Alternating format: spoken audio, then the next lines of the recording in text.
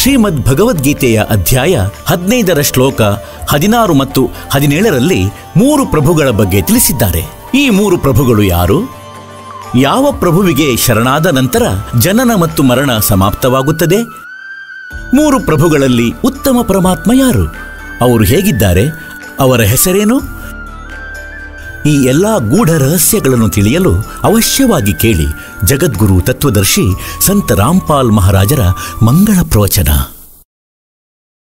ಮತ್ತು ಯಾರು ಆ ಭೂಷಣಗಳನ್ನು ತ್ಯಜಿಸಿದಳೋ ಅವಳು ಭಕ್ತಿಯಲ್ಲಿ ಬಾಧಕಳಾಗಲಾರಳು, ಏಕೆಂದರೆ ಅವಳು ಪುಣ್ಯಾತ್ಮಳು. ಮತ್ತು ಒಂದೊಮ್ಮೆ ತ್ಯಜಿಸಿದಳು ಅಂದರೆ ಅದರ ಅರ್ಥ ಯಾವ ತೊಂದರೆಯೂ ಇಲ್ಲ, ಭಕ್ತಿಯನ್ನು ಮಾಡುವಳೆಂದು. ಮತ್ತು ಒಂದು ವೇಳೆ ಆಭರಣಗಳೊಂದಿಗೆ ಅಂಟಿಕೊಂಡರೆ ಅವಳು ಪಾರಾಗಲು ಸಾಧ್ಯವಿಲ್ಲ. ಆಭರಣಗಳೊಂದಿಗೆ ಅಂಟಿಕೊಂಡಿದ್ದರೆ ಇವಳು ಭಕ್ತಿಗೆ ಯೋಗ್ಯಳಲ್ಲ.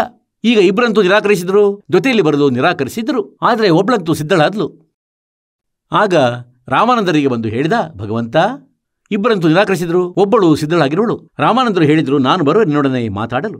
ರಾಮಾನಂದರು ಹೇಳಿದರು, ಮಗಳೇ ನೋಡು, ನಮ್ಮ ಜೊತೆ ಹೊರಟರೆ ಅಲ್ಲಿ 100 ರೀತಿಯ ವ್ಯಕ್ತಿಗಳಿರುತ್ತಾರೆ. ಯಾರೋ ಕೆಟ್ಟದ್ದನ್ನು ಹೇಳುವರು, ಇನ್ನಾರೋ ಒಳ್ಳೆಯದನ್ನು ಹೇಳುವರು, ಅಸಭ್ಯವಾಗಿ ವರ್ತಿಸುವರು. ತಾವು ಇಲ್ಲಿಯೇ ಇರಿ. ಹೇಳಿದ್ಲು, ಇಲ್ಲ ಮಹಾರಾಜರೇ, ನನಗೂ ಆತ್ಮಕಲ್ಯಾಣ ಮಾಡಿಸಿಕೊಳ್ಳಬೇಕಾಗಿದೆ. ಆಗ ರಾಮಾನಂದರು ಹೇಳಿದರು, ನಮ್ಮೊಡನೆ ಬರಬೇಕಾದರೆ ಖಂಡಿತ ವಸ್ತ್ರರಹಿತವಾಗಿ ಬರಬೇಕಾಗುವುದು. ಈಗ ಸೀತೆ ಹೇಳಿದ್ಲು, ಒಳ್ಳೆಯದು. ಆಗಲೇ ತೊಡಗಿದಳು ಸೀರೆಯನ್ನು ಬಿಚ್ಚಲು. ಹೇಳಿದಳು, ಸರಿ. ಆಗ ಹೇಳಿದರು, ಮಗಳೇ ಸಾಕು ಸಾಕು ಸಾಕು. ಆಗ ರಾಮಾನಂದರು ಹೇಳಿದರು ಪೀಪಾರೊಡನೆ ಏನೆಂದರೆ, ಕರೆದುಕೋ ಈ ಮಗಳನ್ನು ಜೊತೆಯಲ್ಲಿ, ಇವಳು ನಿನಗೆ ಬಾಧಕಳಾಗುವುದಿಲ್ಲ, ಸಹಯೋಗವನ್ನು ನೀಡುವಳಿವಳು, ಇವಳಂತೂ ಸಮರ್ಪಿತಳು ಎಲ್ಲ ರೀತಿಯಿಂದ. और लोक लाज मर्याद जगत की तरण जो तोड़ बगावे जब कोई राम भगत गत पावे. ಹೀಗೆ ಇಬ್ಬರು ಹೊರಟು ಹೋದರು. ರಾಮಾನಂದರಲ್ಲಿ ತೊಡಗಿದರು. ರಾಮಾನಂದರು ಎಲ್ಲೋ ವಿಹರಿಸಲು ಹೋದರು, ಹೊರಗೆ ತಿರುಗಾಡಲಿಕ್ಕಾಗಿ, ಬೇರೆಡೆ ಸತ್ಸಂಗ ಮಾಡಲಿಕ್ಕಾಗಿ. ಅವರಿಬ್ಬರಿಗೆ ಹೇಳಿದರು, ಅಂದರೆ ನೀವು ಇಲ್ಲೇ ಇರಿ, ನಾನು 10-15 ದಿನಗಳಲ್ಲಿ ಬರುವೆನು. ಅವರಿಬ್ಬರನ್ನು ಆಶ್ರಮದಲ್ಲಿ ಬಿಟ್ಟರು. ಅವರು ಕೇಳಿದ್ರೇನೆಂದರೆ, ಭಗವಂತ ಕೃಷ್ಣನ ದ್ವಾರಕ ಜಲಮಗ್ನವಾಗಿತ್ತು, ನೀರಿನಲ್ಲಿ ಮುಳುಗಿತ್ತು. ಅವರಿಬ್ಬರು, ಸೀತೆ ಮತ್ತು ಪೀಪ ಇಬ್ಬರು ಸುತ್ತಾಡುತ್ತಿದ್ದರು, ಪತಿ ಪತ್ನಿ, ಅಂದರೆ ಭಕ್ತ ಮತ್ತು ಭಕ್ತೆ. ಅಲ್ಲೊಬ್ಬ ಗೊಲ್ಲನಿದ್ದ. ಅವನಲ್ಲಿ ಕೇಳಿದರು, ಅಂದರೆ ಹೇಳುತ್ತಾರೆ, ಭಗವಂತ ಶ್ರೀಕೃಷ್ಣನ ದ್ವಾರಕ ಇತ್ತು ಇಲ್ಲಿ. ಏನು ಈಗಲೂ ಭಗವಂತ ಇಲ್ಲಿ ಇರುತ್ತಾರೇನು? ಗೊಲ್ಲ ಹೇಳಿದ, ಹೌದು, ಇಲ್ಲೇ ಇರುತ್ತಾರೆ, ಇಲ್ಲಿ ಒಳಗಿದ್ದಾರೆ, ಇದರಲ್ಲಿ, ಈ ಸಮುದ್ರದ ಒಳಗೆ. ಈಗ ಅವರಿಬ್ಬರು ಯೋಚಿಸ್ತಾರೆ, ಅಂದರೆ ಗುರುಗಳು ಬರುವಷ್ಟರಲ್ಲಿ ಭಗವಂತನನ್ನು ಭೇಟಿ ಮಾಡಿ ಬರೋಣ. ಈಗ ಭಕ್ತರು ಮುಗ್ಧರಾಗಿರುತ್ತಾರೆ. ಆ ಮೂರ್ಖ ವ್ಯಕ್ತಿಯ ಮಾತುಗಳ ಮೇಲೆ ವಿಶ್ವಾಸ ಮಾಡಿದರೆಂದರೆ, ಇಲ್ಲಿದೆ ಭಗವಂತನ ದ್ವಾರಕ ಕೆಳಗೆ. ಗೊಲ್ಲರು ಕೂಡ ಇದ್ದಾರಲ್ಲಿ, ಬಹಳವಾಗಿ ಆಡುತ್ತಾರೆ ಅಲ್ಲಿ. ಅವರಿಬ್ಬರು ವಿಚಾರ ವಿಮರ್ಶೆ ಮಾಡಿದ್ರು, ಅಂದರೆ ಗುರುಗಳು ಬರುವ ತನಕ 1 ವಾರ ತನಕ ಇಲ್ಲಿ ಭಗವಂತನೊಡನೆ ಭೇಟಿ ಮಾಡಿ ಬರೋಣ, ನಡೆ ಅಂತ ಇಬ್ಬರು ಯೋಚಿಸಿ ಜಿಗಿದರು ನೀರಿನಲ್ಲಿ. ಈಗ ಪರಮೇಶ್ವರ ಕಬೀರ ದೇವರು ಆ ನೀರಿನ ಒಳಗಡೆಯೇ ದ್ವಾರಕವನ್ನು ರಚಿಸಿದರು ಆ ಭಕ್ತರಿಗಾಗಿ. ಈಗ 7 ದಿನ ಅಲ್ಲಿ ಉಳಿದರು, ಗೊಲ್ಲಗಿಲ್ಲರನ್ನು ತಯಾರುಗೊಳಿಸಿದರು. ಭಗವಂತನಿಗೆ ಇದೆಲ್ಲ ಯಾವ ದೊಡ್ಡ ಮಾತು? ಮತ್ತು ಶ್ರೀಕೃಷ್ಣನ ರೂಪವನ್ನು ತಾಳಿ ಅಲ್ಲಿ ಸುತ್ತಾಡುತ್ತಿದ್ದಾರೆ. 7ನೇ ದಿನ ಅವರು ಹೊರಡಲನುವಾದರು ಹಿಂದಕ್ಕೆ. ಭಗವಂತ, ನಾವು ಹೋಗಬಹುದೇ, ನಮ್ಮ ಗುರುಗಳು ಬರುವುದರಲ್ಲಿದ್ದಾರೆ. ಆಗ ಹೇಳ್ತಾರೆ, ಶ್ರೀಕೃಷ್ಣನ ರೂಪದಲ್ಲಿ ಪರಮೇಶ್ವರ ಪೂರ್ಣಬ್ರಹ್ಮನು ಒಂದು ಉಂಗುರವನ್ನು ತೆಗೆದು ನೀಡಿದರು ಮತ್ತು ಪೀಪಾರವರಿಗೆ ತೊಡಿಸಿದರು. ಅದರ ಮೇಲೆ ಬರೆದಿತ್ತು ಕೃಷ್ಣ. ಈಗ ಹೇಳ್ತಾರೆ, ಕಬೀರ ಪರಮೇಶ್ವರರೇ 3 ಲೋಕಗಳಲ್ಲಿ ಪ್ರವೇಶಿಸಿ ಎಲ್ಲರ ಧಾರಣೆ ಪೋಷಣೆ ಮಾಡುತ್ತಾರೆ, ಅಂದರೆ ಎಲ್ಲರ ಏನೇ ಕಾರ್ಯವಿರಲಿ ಅವರೇ ಮಾಡುತ್ತಾರೆ. ಈಗ ಅವರು ಸ್ವತಃ ತಮಗಾಗಿ ಮಹಿಮೆಯನ್ನು ಮಾಡಿಸ್ತಿಲ್ಲ. ಈಗ ಅಲ್ಲಿ ಏನಾಯ್ತಂದರೆ, ಯಾವಾಗ ಆ ಗೊಲ್ಲನ್ನು ನೋಡಿದ, ಅಂದರೆ ಆ ಇಬ್ಬರು ಸಾಧ್ವಿ ಮತ್ತು ಸಾಧು ಭಕ್ತೆ ಇಬ್ಬರು ಸಮುದ್ರದಲ್ಲಿ ಮುಳುಗಿಸತ್ತರು. ಮತ್ತು ಹೊಲಗಳಲ್ಲಿ ಕೆಲಸ ಮಾಡುತ್ತಿದ್ದವರಿಗೆ ಕೂಗಿ ಕರೆದನು, ಅಂದರೆ ಓಡಿ ಬನ್ನಿ ಓಡಿ ಬನ್ನಿ. ಅವರು ಓಡಿ ಬಂದರು, 10-20 ವ್ಯಕ್ತಿಗಳು. ಏನಾಯಿತು ಅಂದರೆ, ಭಕ್ತ ಮತ್ತು ಭಕ್ತೆ ಮುಳುಗಿ ಹೋದರು ನೀರಲ್ಲಿ. ಹೇಗೆ ಮುಳುಗಿದರು? ಹೇಳಿದ ನನ್ನನ್ನು ಕೇಳಿದರು, ದ್ವಾರಕ ಇದೆಯೇ ಇಲ್ಲಿ? ನಾನು ಹಾಗೆ ತಮಾಷೆ ಮಾಡಿದೆ, ಅಂದರೆ ಇಲ್ಲಿದೆ. ಅವರು ಪರಸ್ಪರ ಆಲೋಚನೆ ಮಾಡಿದರು, ನಡೆ ಭಗವಂತನ ದರ್ಶನ ಮಾಡಿ ಬರೋಣ ಎಂದು ಇಬ್ಬರು ಜಿಗಿದರು, ಮುಳುಗಿ ಸತ್ತು ಹೋದರು. ಆಗ ಆ ಹೊಲದ ವ್ಯಕ್ತಿಗಳು ಹೇಳಿದರು, ಅಂದರೆ ನೀನು ಇದೇನು ಮಾಡಿದೆ ಅಯೋಗ್ಯನೇ? ಸಾಧು ಸಂತರಂತೂ ಮುಗ್ಧರಾಗಿರುತ್ತಾರೆ. ಅವನು ಬಹಳ ದುಃಖಿತನಾದ, ಅಂದರೆ ಬಹಳ ದೊಡ್ಡ ತಪ್ಪಾಯ್ತಿದ್ದಂತು. ಈಗ 7ನೇ ದಿನ ಆಯಿತು, ಆ ಗೊಲ್ಲನು ಅಲ್ಲಿಯೇ ತಿರುಗಾಡುತ್ತಿದ್ದಾನೆ ಮತ್ತು ಪಶ್ಚಾತ್ತಾಪ ಪಡುತ್ತಿದ್ದ, ಅಂದರೆ ಇದೇನಾಯಿತು? ಆಗ ಅವರಿಬ್ಬರೂ ಹೊರಬಂದರು ನೀರಿನೊಳಗಿಂದ. ಈಗ ಅವನು ಭಯಪಟ್ಟ, ಅಂದರೆ ಈ ಭೂತಗಳು ಎಲ್ಲಿಂದ ಬಂದವು? ಗೊಲ್ಲ ಯೋಚಿಸ್ತಾನೆ, ಏನು ಸೋದರ, ಇವರಂತೂ ಇಬ್ಬರ ಜೊತೆಯಲ್ಲೇ ಬಂದು ನಿಂತರು ಕ್ಷಣ ಮಾತ್ರದಲ್ಲಿ. ಓಡಲು ಅವಕಾಶವಿರಲಿಲ್ಲ ಮತ್ತು ಹೇಳಿದ, ಅರೆ, ಧೈರ್ಯದಿಂದ ಕೇಳಿದ, ತಾವು ಜೀವಿತ ಹೇಗಾದ್ರಿ? ಅವ್ರು ಹೇಳಿದ್ರು, ಅರೆ, ನಾವು ಸತ್ತಿದ್ದಾದ್ರೂ ಯಾವಾಗ? ಅಂದರೆ ನೀರಲ್ಲಿ ಮುಳುಗಿಲ್ಲ ನೀವು, ಮುಳುಗುವವರು ಅವರು ಯಾರು ಭಗವಂತನ ಭಕ್ತಿ ಮಾಡುವುದಿಲ್ಲ. ನಾವಂತೂ ಭಗವಂತನ ದರ್ಶನವನ್ನು ಮಾಡಿದೆವು, ಶ್ರೀಕೃಷ್ಣನೊಡನೆ ಸುತ್ತಾಡಿ ತಿರುಗಾಡಿದೆವು, ಅಲ್ಲಿ ಗೊಲ್ಲರೊಡನೆ ಆಡಿ ಕುಪ್ಪಳಿಸಿದೆವು. ಈಗ ಅವರು ಬಂದುದನ್ನು ನೋಡಿ ಪುನಃ ಧ್ವನಿ ಎತ್ತಿದ್ದೆನು, ಅಂದರೆ ಓಡಿ ಬನ್ನಿ ಓಡಿ ಬನ್ನಿ. ಅವರಿಬ್ಬರೂ ಜೀವಂತ ಸಿಕ್ಕಿದರು. ಅವರು ಮತ್ತೆ ಓಡಿ ಬಂದರು, ಎಲ್ಲ ಜನರು ಅಲ್ಲಿ ಇದ್ದವರು. ಅವರು ಕೇಳಿದರು, ನಿಜವಾಗಿಯೂ ನೀವು ಎಲ್ಲಿಗೆ ಹೋಗಿದ್ದೀರಿ? 7 ದಿನ ಜೀವಂತ ಹೇಗೆ ಉಳಿದ್ರಿ? ಅವರು ಹೇಳಿದರು, ನಾವು ಸಾಯಲೇ ಇಲ್ಲ. ಆದರೆ ಅವರಿಗೆ ವಿಶ್ವಾಸ ಹೇಗಾದೀತು?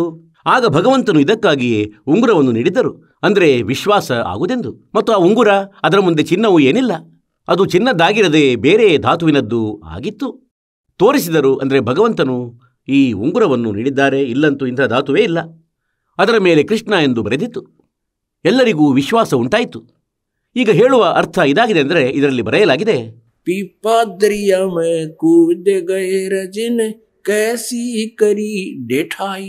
ಢೇಠ್ ಅಂದರೆ ಎಷ್ಟು ಧೈರ್ಯ ಮಾಡಿದನು, ಢೇಠ್ ಅಂದರೆ ಅದೆಷ್ಟು ಸಾಹಸ ಮಾಡಿದ. पीपा दरिया में कूद गए रजन कैसी करी डेठाई. वो नर पाड़ा जीत गए रजन सिर धड़की बाजी लाई. नर वो पाड़ा जीत गए रजिन सिर धड़की बाजी लाई. कह मंगलानंद चेतियो तुम सोच समझ मेरा भाई. बिन चेते झूठा शोर है कुछ जाइयो रे शुक्र मुकर के. कुछ जाइयो शुक्र मुकर के. कुछ जाइयो रे शुक्र मुकर के. लागी का मार गए और है लग चोट काल जा करके. ಹೀಗೆ ಇದಕ್ಕಾಗಿಯೇ ಹೇಳಲಾಗಿದೆ, ಅಂದರೆ ಕೆಲವು ಒಳ್ಳೆ ಕೆಲಸವನ್ನು ಮಾಡಿ ಹೋಗಿ, ಪ್ರಪಂಚವನ್ನಂತೂ ಬಿಟ್ಟು ನೀವು ಹೋಗಲೇಬೇಕು. ಹಾಗಾಗಿ ಹೇಳುವ ಅರ್ಥ ಇದಾಗಿದೆ, ಅಂದರೆ ಪರಮಾತ್ಮನನ್ನು ಪಡೆಯಲಿಕ್ಕಾಗಿ ನಾವು ಯುಗಗಳಿಂದ ಅಲೆದಾಡುತ್ತಿದ್ದೇವೆ. ಈಗ ಇಂಥಿಂಥ ಸಾಧನೆಗಳನ್ನು ಮಾಡಿದೆವು, ಪರಮಾತ್ಮನು ಇಂತಹ ಲೀಲೆಗಳನ್ನು ತೋರಿಸಿಬಿಟ್ಟರು. ಆದರೂ ಮೋಕ್ಷವಾಗಿಲ್ಲ, ಏಕೆಂದರೆ ಅವರು ಆ ಕಬೀರ ಪರಮೇಶ್ವರನ ಆಶ್ರಯದಲ್ಲಿ ಬರಲಿಲ್ಲ, ಮತ್ತು ಈ ಸತ್ಯ ಸಾಧನೆಯು ಅವರಿಗೆ ಸಿಕ್ಕಿರಲಿಲ್ಲ. ಯಾವುದು ಇಂದು ನಿಮಗೆ ಲಭಿಸಿದೆ, ಇದರಿಂದಲೇ ಮೋಕ್ಷವಾಗುವುದು, ಇದರಿಂದಲೇ ಸಾಂಸಾರಿಕ ಸುಖ ಸಿಗುವುದು. ಈಗ ಇದು ಪೀಕ್ ಟೈಮ್ ಆಗಿತ್ತು. ಅಲ್ಲಿ ಸ್ವಲ್ಪ ಅವರದ್ದು ಭಕ್ತಿಯನ್ನು ಮಾಡಿಸುತ್ತಾ ಪರಮಾತ್ಮ ತರುತ್ತಲಿದ್ದರು. ಹೇಳ್ತಾರೆ, सोचल सीधर मैं करूं अपने जन के काज. ಶೇಖ್ ಫರೀದನ ಬಳಿ ತಲುಪಿದರು, ಅವನ ಭಕ್ತಿಯನ್ನು ಹೆಚ್ಚಿಸಿದರು, ಸತ್ಯ ಭಕ್ತಿಯನ್ನು ಮಾಡಿಸಿದರು. ಹಾಗಾದರೆ ಪುಣ್ಯಾತ್ಮರೇ, ತಮ್ಮ ಮೇಲೆ ಎಷ್ಟು ಕೃಪೆ ಮಾಲೀಕನದು. ಆ ಸತ್ಯನಾಮ ಮತ್ತು ಅಸಲಿ ನಾಮ ನೇರವಾಗಿ ಸಿಗುತ್ತಿವೆ ತಮಗೆ. ಯಾವುದೇ ಪ್ರಕಾರದ ಯಾವುದೇ ವಿಶೇಷ ಪ್ರಯತ್ನವಿಲ್ಲ. ತಮ್ಮ ಬಳಿ ಸಂದೇಶ ಕಳುಹಿಸುತ್ತಿದ್ದಾರೆ ಪರಮಾತ್ಮ, ಏಕೆಂದರೆ ಪೀಕ್ ಟೈಮ್ ಬಂದಿದೆ. ಈಗ ಇದು ಪ್ರೈಮ್ ಟೈಮ್ ಆಗಿದೆ ಆ ಪರಮೇಶ್ವರನನ್ನು ಪಡೆಯಲು. ಇದು ಮಧ್ಯದ ಪೀಳಿಗೆಯ ಸಮಯವಾಗಿದೆ. ಈ ಸಮಯದಲ್ಲಿ ಯಾರಿಗೆ ಮಾನವ ಶರೀರ ಲಭಿಸಿದೆ ಅವರು ಪುಣ್ಯಕರ್ಮಿ ಜೀವಾತ್ಮ ಆಗಿದ್ದಾರೆ. ಅವರಿಗಿಂತಲೂ ಪುಣ್ಯಕರ್ಮಿ ಅವರಾಗಿದ್ದಾರೆ ಯಾರಿಗೆ ಪರಮಾತ್ಮನ ಈ ಮಾರ್ಗ ಸಿಕ್ಕಿದೆ, ಅಂಥವರಲ್ಲಿ ತಾವಾಗಿದ್ದೀರಿ. ಧನ್ಯರು ತಮ್ಮ ತಂದೆ ತಾಯಿ ಯಾರಿಂದ ನಿಮ್ಮ ಜನ್ಮವಾಯಿತು. बोलो सतगुरुदेव जय हो.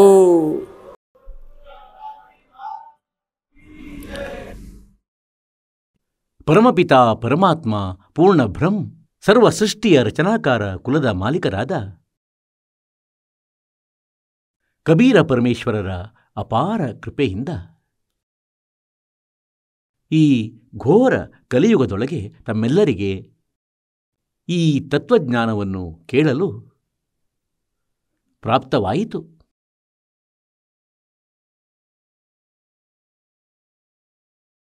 ಪುಣ್ಯಾತ್ಮರೇ, ಪರಮೇಶ್ವರ ಕಬೀರ ದೇವರು, ಕಬೀರ ಪರಮಾತ್ಮನು, ಇವರು ಆ ಪರಮೇಶ್ವರರಾಗಿದ್ದಾರೆ. ಇವರು ಆ ಶಕ್ತಿಯಾಗಿದ್ದಾರೆ, ಯಾರು ಎಲ್ಲ ಬ್ರಹ್ಮಾಂಡಗಳ ರಚನೆಯನ್ನು ಮಾಡಿರುವರು. ಮತ್ತು ಇವರು ಆ ಭಗವಂತರು, ಇವರು ಆ ಪರಮಾತ್ಮರಾಗಿದ್ದಾರೆ, ಯಾರನ್ನು ಪರಮಾತ್ಮ ಎಂದು ಹೇಳಲಾಗುತ್ತದೆ.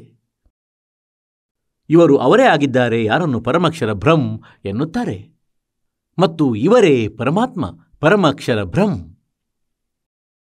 ಈ ಕಲಿಯುಗದಲ್ಲಿ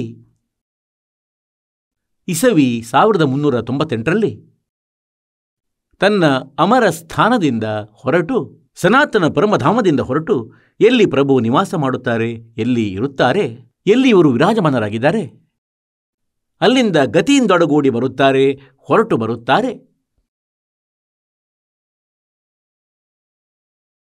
ಅದೇ ಪ್ರಕಾರ ಅವರು ತಮ್ಮ ಗುಣ ಅನುಸಾರ, ತಮ್ಮ ಲೀಲೆಯ ಅನುಸಾರ ಹೇಗೆಂದರೆ ಸದ್ಗ್ರಂಥಗಳಲ್ಲಿ ಪರಮಾತ್ಮನ ಮಹಿಮೆಯ ವರ್ಣನೆ ಇದೆ. ಅವರು ಹೀಗೆಯೇ ಮಾಡುತ್ತಾರೆ. ಅದೇ ಆಧಾರದಿಂದ ಆ ಪರಮಾಕ್ಷರ ಬ್ರಹ್ಮ ಯಾರ ವಿಷಯದಲ್ಲಿ ಗೀತೆಯ ಜ್ಞಾನದಾತನು 8ನೇ ಅಧ್ಯಾಯದ 3ನೇ ಶ್ಲೋಕದಲ್ಲಿ ಹೇಳ್ತಾನೆಂದರೆ ಅವನು ಪರಮಾಕ್ಷರ ಬ್ರಹ್ಮನಾಗಿದ್ದಾನೆ. ಅವನು ಗೀತೆಯ ಜ್ಞಾನದಾತನಿಗಿಂತ ಭಿನ್ನನಾಗಿದ್ದಾನೆ. ಅರ್ಜುನನು 8ನೇ ಅಧ್ಯಾಯದ ಪ್ರಥಮ ಮಂತ್ರದಲ್ಲಿ ಕೇಳಿದ್ದ ಏನೆಂದರೆ, ಹೇ ಪ್ರಭು, ತಾವು ಗೀತೆ ಅಧ್ಯಾಯ 7ರ ಶ್ಲೋಕ 29ರಲ್ಲಿ ಯಾವ ತದ್ಬ್ರಹ್ಮನ ಬಗ್ಗೆ ಹೇಳಿರುವೆ, ಅಂದರೆ ಆ ತದ್ಬ್ರಹ್ಮನನ್ನು, ಆ ಬ್ರಹ್ಮನನ್ನು ಹಾಗೂ ಇಡೀ ಆಧ್ಯಾತ್ಮ ಜ್ಞಾನವನ್ನು ಹಾಗೂ ಎಲ್ಲ ಕರ್ಮಗಳನ್ನು ಯಾರು ತಿಳಿದಿರುತ್ತಾರೋ ಅವರು ಕೇವಲ ಜರ ಮತ್ತು ಮರಣದಿಂದ ಬಿಡುಗಡೆ ಹೊಂದುವ ಪ್ರಯತ್ನವನ್ನೇ ಮಾಡುತ್ತಾರೆ. ಜರ ಮೀನ್ ವೃದ್ಧಾವಸ್ಥೆ, ವೃದ್ಧಾಪ್ಯದ ಆ ದುಃಖ ಮತ್ತು ಮೃತ್ಯು, ಈ ಎರಡರಿಂದ ಬಿಡುಗಡೆ ಹೊಂದುವ ಪ್ರಯತ್ನವನ್ನು ಮಾಡುತ್ತಾರೆ. ಅವರು ಕಿಂ ತದ್ಬ್ರಹ್ಮ್, ಆ ತದ್ಬ್ರಹ್ಮ್ ಯಾರು, ಅವರು ಯಾರು? ಗೀತೆಯ ಜ್ಞಾನದಾತನು ಅಧ್ಯಾಯ 8ರ ಶ್ಲೋಕ 3ರಲ್ಲಿ ಹೇಳಿರುವ ಅಂದರೆ ಅವನು ಪರಮಾಕ್ಷರ ಬ್ರಹ್ಮನು. ಶ್ರೀಮದ್ ಭಗವದ್ಗೀತೆಯ ಅಧ್ಯಾಯ ಸಂಖ್ಯೆ 15ರ ಶ್ಲೋಕ ಸಂಖ್ಯೆ 1ರಿಂದ 4ರವರೆಗೆ ತತ್ವದರ್ಶಿ ಸಂತನ ಪರಿಭಾಷೆಯನ್ನು ಹೇಳಲಾಗಿದೆ. ಅಂದರೆ ಯಾರು ಬುಡ ಮೇಲಾಗಿ ನೇತಾಡುತ್ತಿರುವ ಪ್ರಪಂಚರೂಪಿ ವೃಕ್ಷದ ಎಲ್ಲ ವಿಭಾಗಗಳನ್ನು ಅರಿತಿರುತ್ತಾನೆ, ಸಹವೇದವಿತ್, ಅವನು ತತ್ವದರ್ಶಿ ಸಂತನಾಗಿದ್ದಾನೆ. ಗೀತೆಯ ಅಧ್ಯಾಯ ಸಂಖ್ಯೆ 4ರ ಶ್ಲೋಕ ಸಂಖ್ಯೆ 34ರಲ್ಲಿ ಹೇಳಿದನೆಂದರೆ ಅದರ ಕುರಿತು ಅಧ್ಯಾಯ ಸಂಖ್ಯೆ 4ರ ಶ್ಲೋಕ ಸಂಖ್ಯೆ 32ರಲ್ಲಿ ಬ್ರಹ್ಮಣ ಮುಖೆ ಸಚ್ಚಿದಾನಂದ ಘನ ಬ್ರಹ್ಮನ ವಾಣಿಯಲ್ಲಿ ವಿಸ್ತಾರವಾಗಿ ಹೇಳಲಾಗಿದೆ. ಎಲ್ಲ ಆಧ್ಯಾತ್ಮಿಕ ಅನುಷ್ಠಾನಗಳು, ಅವುಗಳ ಮಾಹಿತಿಗಳು, ಸದ್ಭಕ್ತಿಯ ಜ್ಞಾನವನ್ನು ನೀಡಲಾಗಿದೆ. ಅದು ತತ್ವಜ್ಞಾನವಾಗಿದೆ. 4ನೇ ಅಧ್ಯಾಯದ 34ರಲ್ಲಿ ಹೇಳಿದನೆಂದರೆ ಆ ತತ್ವಜ್ಞಾನವನ್ನು ತತ್ವದರ್ಶಿ ಸಂತರ ಬಳಿ ಹೋಗಿ ತಿಳಿದುಕೋ, ಅವರಿಗೆ ದೀರ್ಘದಂಡ ಪ್ರಣಾಮವನ್ನು ಮಾಡು. ತದನಂತರ ಆ ತತ್ವದರ್ಶಿ ಸಂತ ನಿನಗೆ ಪರಮಾತ್ಮ ತತ್ವದ ಜ್ಞಾನವನ್ನು ಹೇಳುವರು. ಹೀಗಾಗಿ ಆ ಪರಮಾತ್ಮ ಈ ಗೀತೆ ಜ್ಞಾನದಾತನಿಗಿಂತ ಬೇರೆಯೇ ಆಗಿರುವನು. ಅವನು ಸಮರ್ಥನಾಗಿರುವನು. ಅವನ ಮಾಹಿತಿಯನ್ನು ಗೀತೆ ಜ್ಞಾನದಾತ ಕೂಡ ತಿಳಿಯನು. ಇದಕ್ಕಾಗಿ 7ನೇ ಅಧ್ಯಾಯದ 29ನೇ ಶ್ಲೋಕದಲ್ಲಿ ಹೇಳಿದ್ದಾರೆಂದರೆ, ನನ್ನ ಈ ಜ್ಞಾನವನ್ನು ಆಧಾರವನ್ನಾಗಿಸಿ ತತ್ವದರ್ಶಿ ಸಂತನ ಹುಡುಕಾಟ ಯಾರು ಮಾಡುತ್ತಾರೋ, ನನ್ನ ಈ ಜ್ಞಾನಕ್ಕೆ ಆಶ್ರಿತನಾಗಿ ನಂತರ ಯಾರು ವೃದ್ಧಾಪ್ಯ ಮತ್ತು ಮರಣದಿಂದ ಬಿಡುಗಡೆಯ ಪ್ರಯತ್ನ ಮಾಡುತ್ತಾರೆ, 7ನೇ ಅಧ್ಯಾಯದ 29ನೇ ಶ್ಲೋಕದಲ್ಲಿ ಹೇಳಿದಂತೆ ಅವರು ತದ್ಬ್ರಹ್ಮನನ್ನು ಅರಿತವರಾಗಿರುತ್ತಾರೆ. ಇಡೀ ಆಧ್ಯಾತ್ಮ ಜ್ಞಾನದಿಂದ ಪರಿಚಿತರು, ತತ್ವಜ್ಞಾನದಿಂದ ಪರಿಚಿತರು, ಮತ್ತವರು ಎಲ್ಲ ಕರ್ಮಗಳಿಂದಲೂ ಪರಿಚಿತರು. ಗೀತೆಯ ಅಧ್ಯಾಯ ಸಂಖ್ಯೆ 15ರ ಶ್ಲೋಕ ಸಂಖ್ಯೆ 1ರಲ್ಲಿ ಹೇಳಿದನೆಂದರೆ ಆ ತತ್ವದರ್ಶಿ ಸಂತನ ಪರಿಚಯವೇನು, ಉಲ್ಟಾ ನೇತಾಡುತ್ತಿರುವ ಪ್ರಪಂಚರೂಪಿ ವೃಕ್ಷದ ಬಗ್ಗೆ ಯಾರು ಎಲ್ಲ ಅಂಗಗಳ ಸಹಿತ ವಿಭಾಗಗಳ ಸಹಿತ ಹೇಳುತ್ತಾರೆ, ಸಹವೇದವಿತ್, ಅವನು ವೇದಗಳ ತಾತ್ಪರ್ಯವನ್ನು ತಿಳಿದವನಾಗಿರುವನು. ಅಂದರೆ ಅವನು ತತ್ವದರ್ಶಿ ಸಂತನು. ಹಾಗಾಗಿ ಅದೇ ಪರಮೇಶ್ವರನು ತನ್ನ ಮಾಹಿತಿಯನ್ನು ನೀಡಿದ್ದರು ಮತ್ತು ಗೀತೆಯ ಜ್ಞಾನದಾತನು ಅವನದೇ ಮಹಿಮೆಯನ್ನು ಹಾಡುತ್ತಿದ್ದಾನೆ. ಏಕೆಂದರೆ 4 ವೇದಗಳ ಸಾರಾಂಶವಾಗಿದೆ ಶ್ರೀಮದ್ ಭಗವದ್ಗೀತೆ. ಪರಮೇಶ್ವರರು ಹೇಳಿದರು, अक्षर पुरुष पेड़ है, निरंजन वाकी डार, तीनों देवा शाखा हैं, ये पात रूप संसार. 15ನೇ ಅಧ್ಯಾಯದ ಶ್ಲೋಕ ಸಂಖ್ಯೆ 1ರಿಂದ 4ರವರೆಗಿನ ಸಾರಾಂಶವಾಗಿದೆ. ಅಂದರೆ ಆ ತತ್ವದರ್ಶಿ ಸಂತ ಅವರಾಗುತ್ತಾರೆ ಯಾರು ಈ ಪ್ರಪಂಚರೂಪಿ ವೃಕ್ಷದ ಎಲ್ಲ ವಿಭಾಗಗಳನ್ನು ಹೇಳುವರು. ಹೇಗೆಂದರೆ ಬೇರಂತೂ ಪೂರ್ಣ ಪರಮಾತ್ಮ ಪರಮಾಕ್ಷರ ಬ್ರಹ್ಮನಾಗಿರುವನು. ಅವನಿಂದ ಎಲ್ಲರ ಧಾರಣೆ ಪೋಷಣೆ ಆಗುತ್ತದೆ. ಅವನು ಎಲ್ಲರ ಮಾಲೀಕನು, ಎಲ್ಲರಿಗೂ ಆಹಾರವನ್ನು ನೀಡುತ್ತಾನೆ. ಮತ್ತು ಕಾಂಡ ಯಾವುದು ಹೊರಗೆ ಕಾಣಿಸ್ತದೆ ಅದು ಅಕ್ಷರ ಪುರುಷನು. ಅವನನ್ನು ಪರಬ್ರಹ್ಮನೆಂದೂ ಕರೆಯುತ್ತಾರೆ. ಮತ್ತು ಕಾಂಡದಿಂದ ಒಂದು ದಪ್ಪ ಕೊಂಬೆ ಹೊರಡುತ್ತದೆ, ಅದನ್ನು ಕ್ಷರಬ್ರಹ್ಮನೆಂದು ತಿಳಿಯಿರಿ, ಕ್ಷರಪುರುಷ ಜ್ಯೋತಿ ನಿರಂಜನ ಎಂದು ತಿಳಿಯಿರಿ. ಮತ್ತು ಆ ದಪ್ಪ ಕೊಂಬೆಗೆ 3 ಶಾಖೆಗಳಿವೆ. ಅವು ರಜಗುಣ ಬ್ರಹ್ಮ, ಸತಗುಣ ವಿಷ್ಣು, ತಮಗುಣ ಶಿವನು ಮತ್ತು ಎಲೆರೂಪಿ ಪ್ರಪಂಚ. ಪರಮೇಶ್ವರ ಕಬೀರರು ಹೇಳಿದ್ದಾರೆ, कबीर अक्षर पुरुष एक पेड़ है, निरंजन वाकी डार, और तीनों देवा शाखा है, ये पात रूप संसार. ಹೀಗಾಗಿ ಆ ಪರಮಾತ್ಮ ಸ್ವತಃವೇ ತತ್ವದರ್ಶಿ ಸಂತನ ಭೂಮಿಕೆಯನ್ನು ಮಾಡಲಿಕ್ಕಾಗಿ ಸತ್ಯಲೋಕದಿಂದ ಹೊರಟು ಬರುತ್ತಾರೆ. ತನ್ನ ಸನಾತನ ಪರಮಧಾಮದಿಂದ ಎಲ್ಲಿ ಅವರು ಇರುತ್ತಾರೆ ಅಲ್ಲಿ ಪ್ರಭುವಿನ ಸ್ಥಾನವಿದೆ, ಧಾಮವಿದೆ, ವಾಸವಿದೆ. ಮತ್ತು ಅವರೇ ಬಂದು ಯಥಾರ್ಥ ಜ್ಞಾನವನ್ನು ನೀಡುತ್ತಾರೆ. ಅನ್ಯಥಾ ಇಲ್ಲಿಯ ಸ್ವಾಮಿಯು ಬ್ರಹ್ಮನು ಈ ಆಧ್ಯಾತ್ಮ ಜ್ಞಾನವನ್ನು ಪೂರ್ಣ ರೂಪದಿಂದ ಅವಿತಿಸಿಟ್ಟಿದ್ದಾನೆ, ನಾಶಗೊಳಿಸಿದ್ದಾನೆ. ಲೋಕವೇದಗಳನ್ನು, ದಂತಕಥೆಗಳನ್ನು ಕೇಳಿಸಿ ಎಲ್ಲ ಪುಣ್ಯಾತ್ಮಗಳನ್ನು ಭ್ರಮಿತಗೊಳಿಸಿಟ್ಟಿದ್ದಾನೆ ತನ್ನ ಎಲ್ಲ ನಕಲಿ ದೂತರಿಂದ. ಹೀಗಾಗಿ ಇಲ್ಲಿ 15ನೇ ಅಧ್ಯಾಯದ ಶ್ಲೋಕ ಸಂಖ್ಯೆ 1ರಿಂದ ಹಿಡಿದು 4ರವರೆಗೆ ಹೇಳಿದ್ದೇನೆಂದರೆ, ಅಂದರೆ ಯಾವಾಗ ತತ್ವದರ್ಶಿ ಸಂತ ಸಿಗುತ್ತಾನೆ ಆಗ ಈ ಅಜ್ಞಾನರೂಪಿ ತೊಡಕು ಆ ತತ್ವಜ್ಞಾನರೂಪಿ ಶಸ್ತ್ರದಿಂದ ಕತ್ತರಿಸಿ ಅಂದರೆ ಅದನ್ನು ಉತ್ತಮ ರೀತಿಯಲ್ಲಿ ಅರಿತುಕೊಂಡು ತದನಂತರ ಪರಮೇಶ್ವರನ ಆ ಪರಮ ಪದವಿಯ ಹುಡುಕಾಟ ಮಾಡಬೇಕಾಗಿದೆ. ಅಲ್ಲಿ ಹೋದ ಬಳಿಕ ನಂತರ ಹಿಂದಿರುಗಿ ಪ್ರಪಂಚದಲ್ಲಿ ಎಂದಿಗೂ ಬರಲಾರರು. ಮತ್ತು ಆ ಪರಮೇಶ್ವರನ ಎಲ್ಲ ಬ್ರಹ್ಮಾಂಡಗಳ ರಚನೆಯನ್ನು ಮಾಡಿರುವನು. ಇದರಿಂದ ಸ್ಪಷ್ಟವಾಗುವುದು. ಮತ್ತು ಗೀತೆಯ ಜ್ಞಾನದಾತನು ಹೇಳುತ್ತಾನೆ, ಅವನದೇ ಭಕ್ತಿಯನ್ನು ಮಾಡಬೇಕಾಗಿದೆ. ಇದರಿಂದ ಸ್ಪಷ್ಟವಾಗುವುದೇನೆಂದರೆ, ಗೀತೆಯ ಜ್ಞಾನದಾತನಿಗಿಂತ ಯಾರೋ ಬೇರೆ ಪರಮಾತ್ಮನಿದ್ದಾನೆ, ಪರಮೇಶ್ವರನಿದ್ದಾನೆ. ಅವನು ಭಕ್ತಿಗೆ ಯೋಗ್ಯನು ಮತ್ತು ಅವನೇ ಎಲ್ಲರ ಧಾರಣೆ ಪೋಷಣೆ ಮಾಡುವವನು, ಅವನೇ ಎಲ್ಲರ ಜನಕನು, ಎಲ್ಲ ಬ್ರಹ್ಮಾಂಡಗಳ ರಚನಾಕಾರನು. ಮತ್ತು 15ನೇ ಅಧ್ಯಾಯದ ಶ್ಲೋಕ ಸಂಖ್ಯೆ 16 ಮತ್ತು 17ರಲ್ಲಿ 3 ಪರಮಾತ್ಮ, 3 ಸ್ವಾಮಿ, 3 ಪುರುಷರ ಬಗ್ಗೆ ಉಲ್ಲೇಖಿಸಲಾಗಿದೆ. ಒಬ್ಬ ಕ್ಷರಪುರುಷ. ಈ ಕ್ಷರಪುರುಷನಂತೂ ಈ ಮರದ ದಪ್ಪ ಕೊಂಬೆ ಎಂದು ತಿಳಿಯಿರಿ. ಇವನನ್ನು ಬ್ರಹ್ಮಕಾಲ ಎನ್ನುತ್ತಾರೆ. ಕಾಲ ಬ್ರಹ್ಮ ಹೇಳಿ, ಜ್ಯೋತಿ ನಿರಂಜನ ಹೇಳಿ. ಮತ್ತು ಅಕ್ಷರ ಪುರುಷನು ಈ ಕಾಂಡವಾಗಿರುವನು. ಈ ಅಕ್ಷರ ಪುರುಷ ಇವನು ಪರಬ್ರಹ್ಮನು. ಮತ್ತು ಮೂಲ ಈ ಪ್ರಪಂಚರೂಪಿ ವೃಕ್ಷದ್ದು ಏನು ಆ ಬೇರು ಇದೆ, ಅಲ್ಲಿಂದ ಎಲ್ಲರಿಗೂ ಆಹಾರ ಸಿಗುತ್ತದೆ. ಇಡೀ ಮರ ಹಚ್ಚ ಹಸಿರಾಗಿರುತ್ತದೆ. ಅವರಾಗಿದ್ದಾರೆ ಪರಮಕ್ಷರ ಬ್ರಹ್ಮ.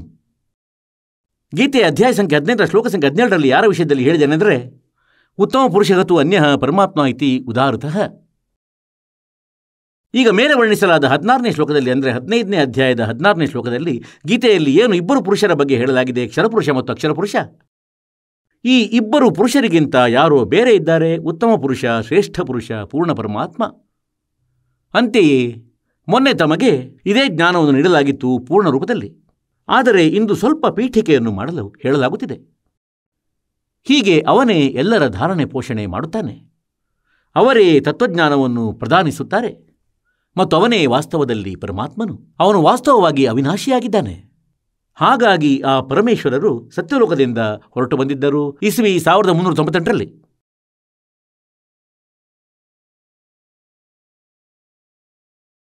ಮತ್ತು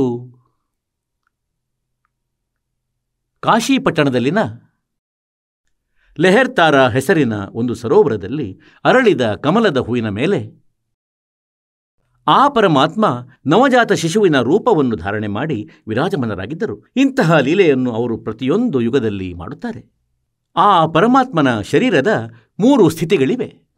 ಋಗ್ವೇದ ಮಂಡಲ ಸಂಖ್ಯೆ 9, ಸೂಕ್ತಿ ಸಂಖ್ಯೆ 1, ಮಂತ್ರ ಸಂಖ್ಯೆ 8ರಲ್ಲಿ ಮತ್ತು 9ರಲ್ಲಿ ಇದನ್ನು ಸ್ಪಷ್ಟಪಡಿಸಲಾಗಿದೆನೆಂದರೆ, ಆ ಪರಮಾತ್ಮನಿಗೆ ಉಗ್ರಗತಿಗಳು ಪ್ರೇರಣೆ ಉಂಟು ಮಾಡುತ್ತವೆ.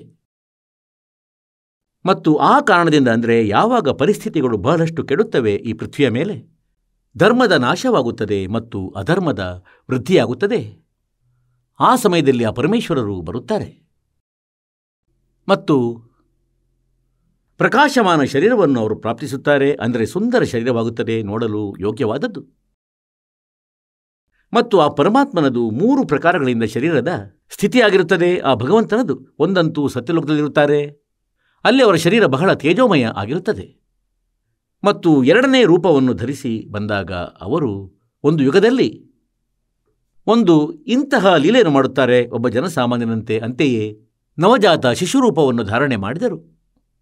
ಕಮಲದ ಹೂವಿನ ಮೇಲೆ ವಿರಾಜಮಾನರಾಗುತ್ತಾರೆ. ಅಲ್ಲಿಂದ ಮಕ್ಕಳಿರದ ದಂಪತಿ ಅವರನ್ನು ಕೊಂಡೊಯ್ಯುತ್ತಾರೆ ಮತ್ತು ನಂತರ ಅವರು ಕಡಸು ಹಸುವಿನ ಹಾಲನ್ನು ಕುಡಿಯುತ್ತಾರೆ. ಆ ಪರಮಾತ್ಮನ ಶಕ್ತಿಯಿಂದ ಕಡಸು ಹಸು ಹಾಲನ್ನು ನೀಡುತ್ತದೆ ಮತ್ತು ಆ ಹಾಲನ್ನು ಅವರು ಕುಡಿಯುತ್ತಾರೆ. ಇಂತಹ ಲೀಲೆಯ ಬಗ್ಗೆ ಋಗ್ವೇದ ಮಂಡಲ ಸಂಖ್ಯೆ 9, ಸೂಕ್ತಿ ಸಂಖ್ಯೆ 1, ಮಂತ್ರ ಸಂಖ್ಯೆ 9ರಲ್ಲಿ ಕೂಡ ಪ್ರಮಾಣವಿದೆ. ಈ ವೇದಗಳನ್ನಂತೂ ದಾಸನು ಈಗ ಓದಿರುವನು. ಹೆಚ್ಚೆಂದರೆ 10 ವರ್ಷಗಳ ಹಿಂದೆ ಅರಿತುಕೊಂಡೇ ವೇದಗಳನ್ನು ಮತ್ತು ಪರಮಾತ್ಮನ ಮಹಿಮೆಯನ್ನು ಈ ದಾಸನು ಸರಿಸುಮಾರು ಇಸವಿ 1988ರಿಂದ ಕೇಳುತ್ತಾ ಮತ್ತು ಕೇಳಿಸುತ್ತಾ ಬಂದಿರುವನು. ಮತ್ತು ಪರಮೇಶ್ವರನ ವಾಣಿಯಲ್ಲಿ, ಕಬೀರ ವಾಣಿಯಲ್ಲಿ, ಅಂದರೆ ಅವರ ಲೀಲೆಯಲ್ಲಿ 600 ವರ್ಷ ಮೊದಲು ಬರೆದಿದೆ. ಅಂದರೆ ಪ್ರಭು ಹೀಗೆ ಮಾಡಿದ್ದರು. ಹೀಗೆ ಪರಮಾತ್ಮನು ಇಂತಹ ಲೀಲೆಗಳನ್ನು ಮಾಡುತ್ತಾನೆ. ಇದರ ಸಾಕ್ಷಿ ನಮ್ಮ ವೇದಗಳಾಗಿವೆ. ವೇದಗಳಲ್ಲಿಯೂ ಇದೇ ಪ್ರಮಾಣ ಇದೆ.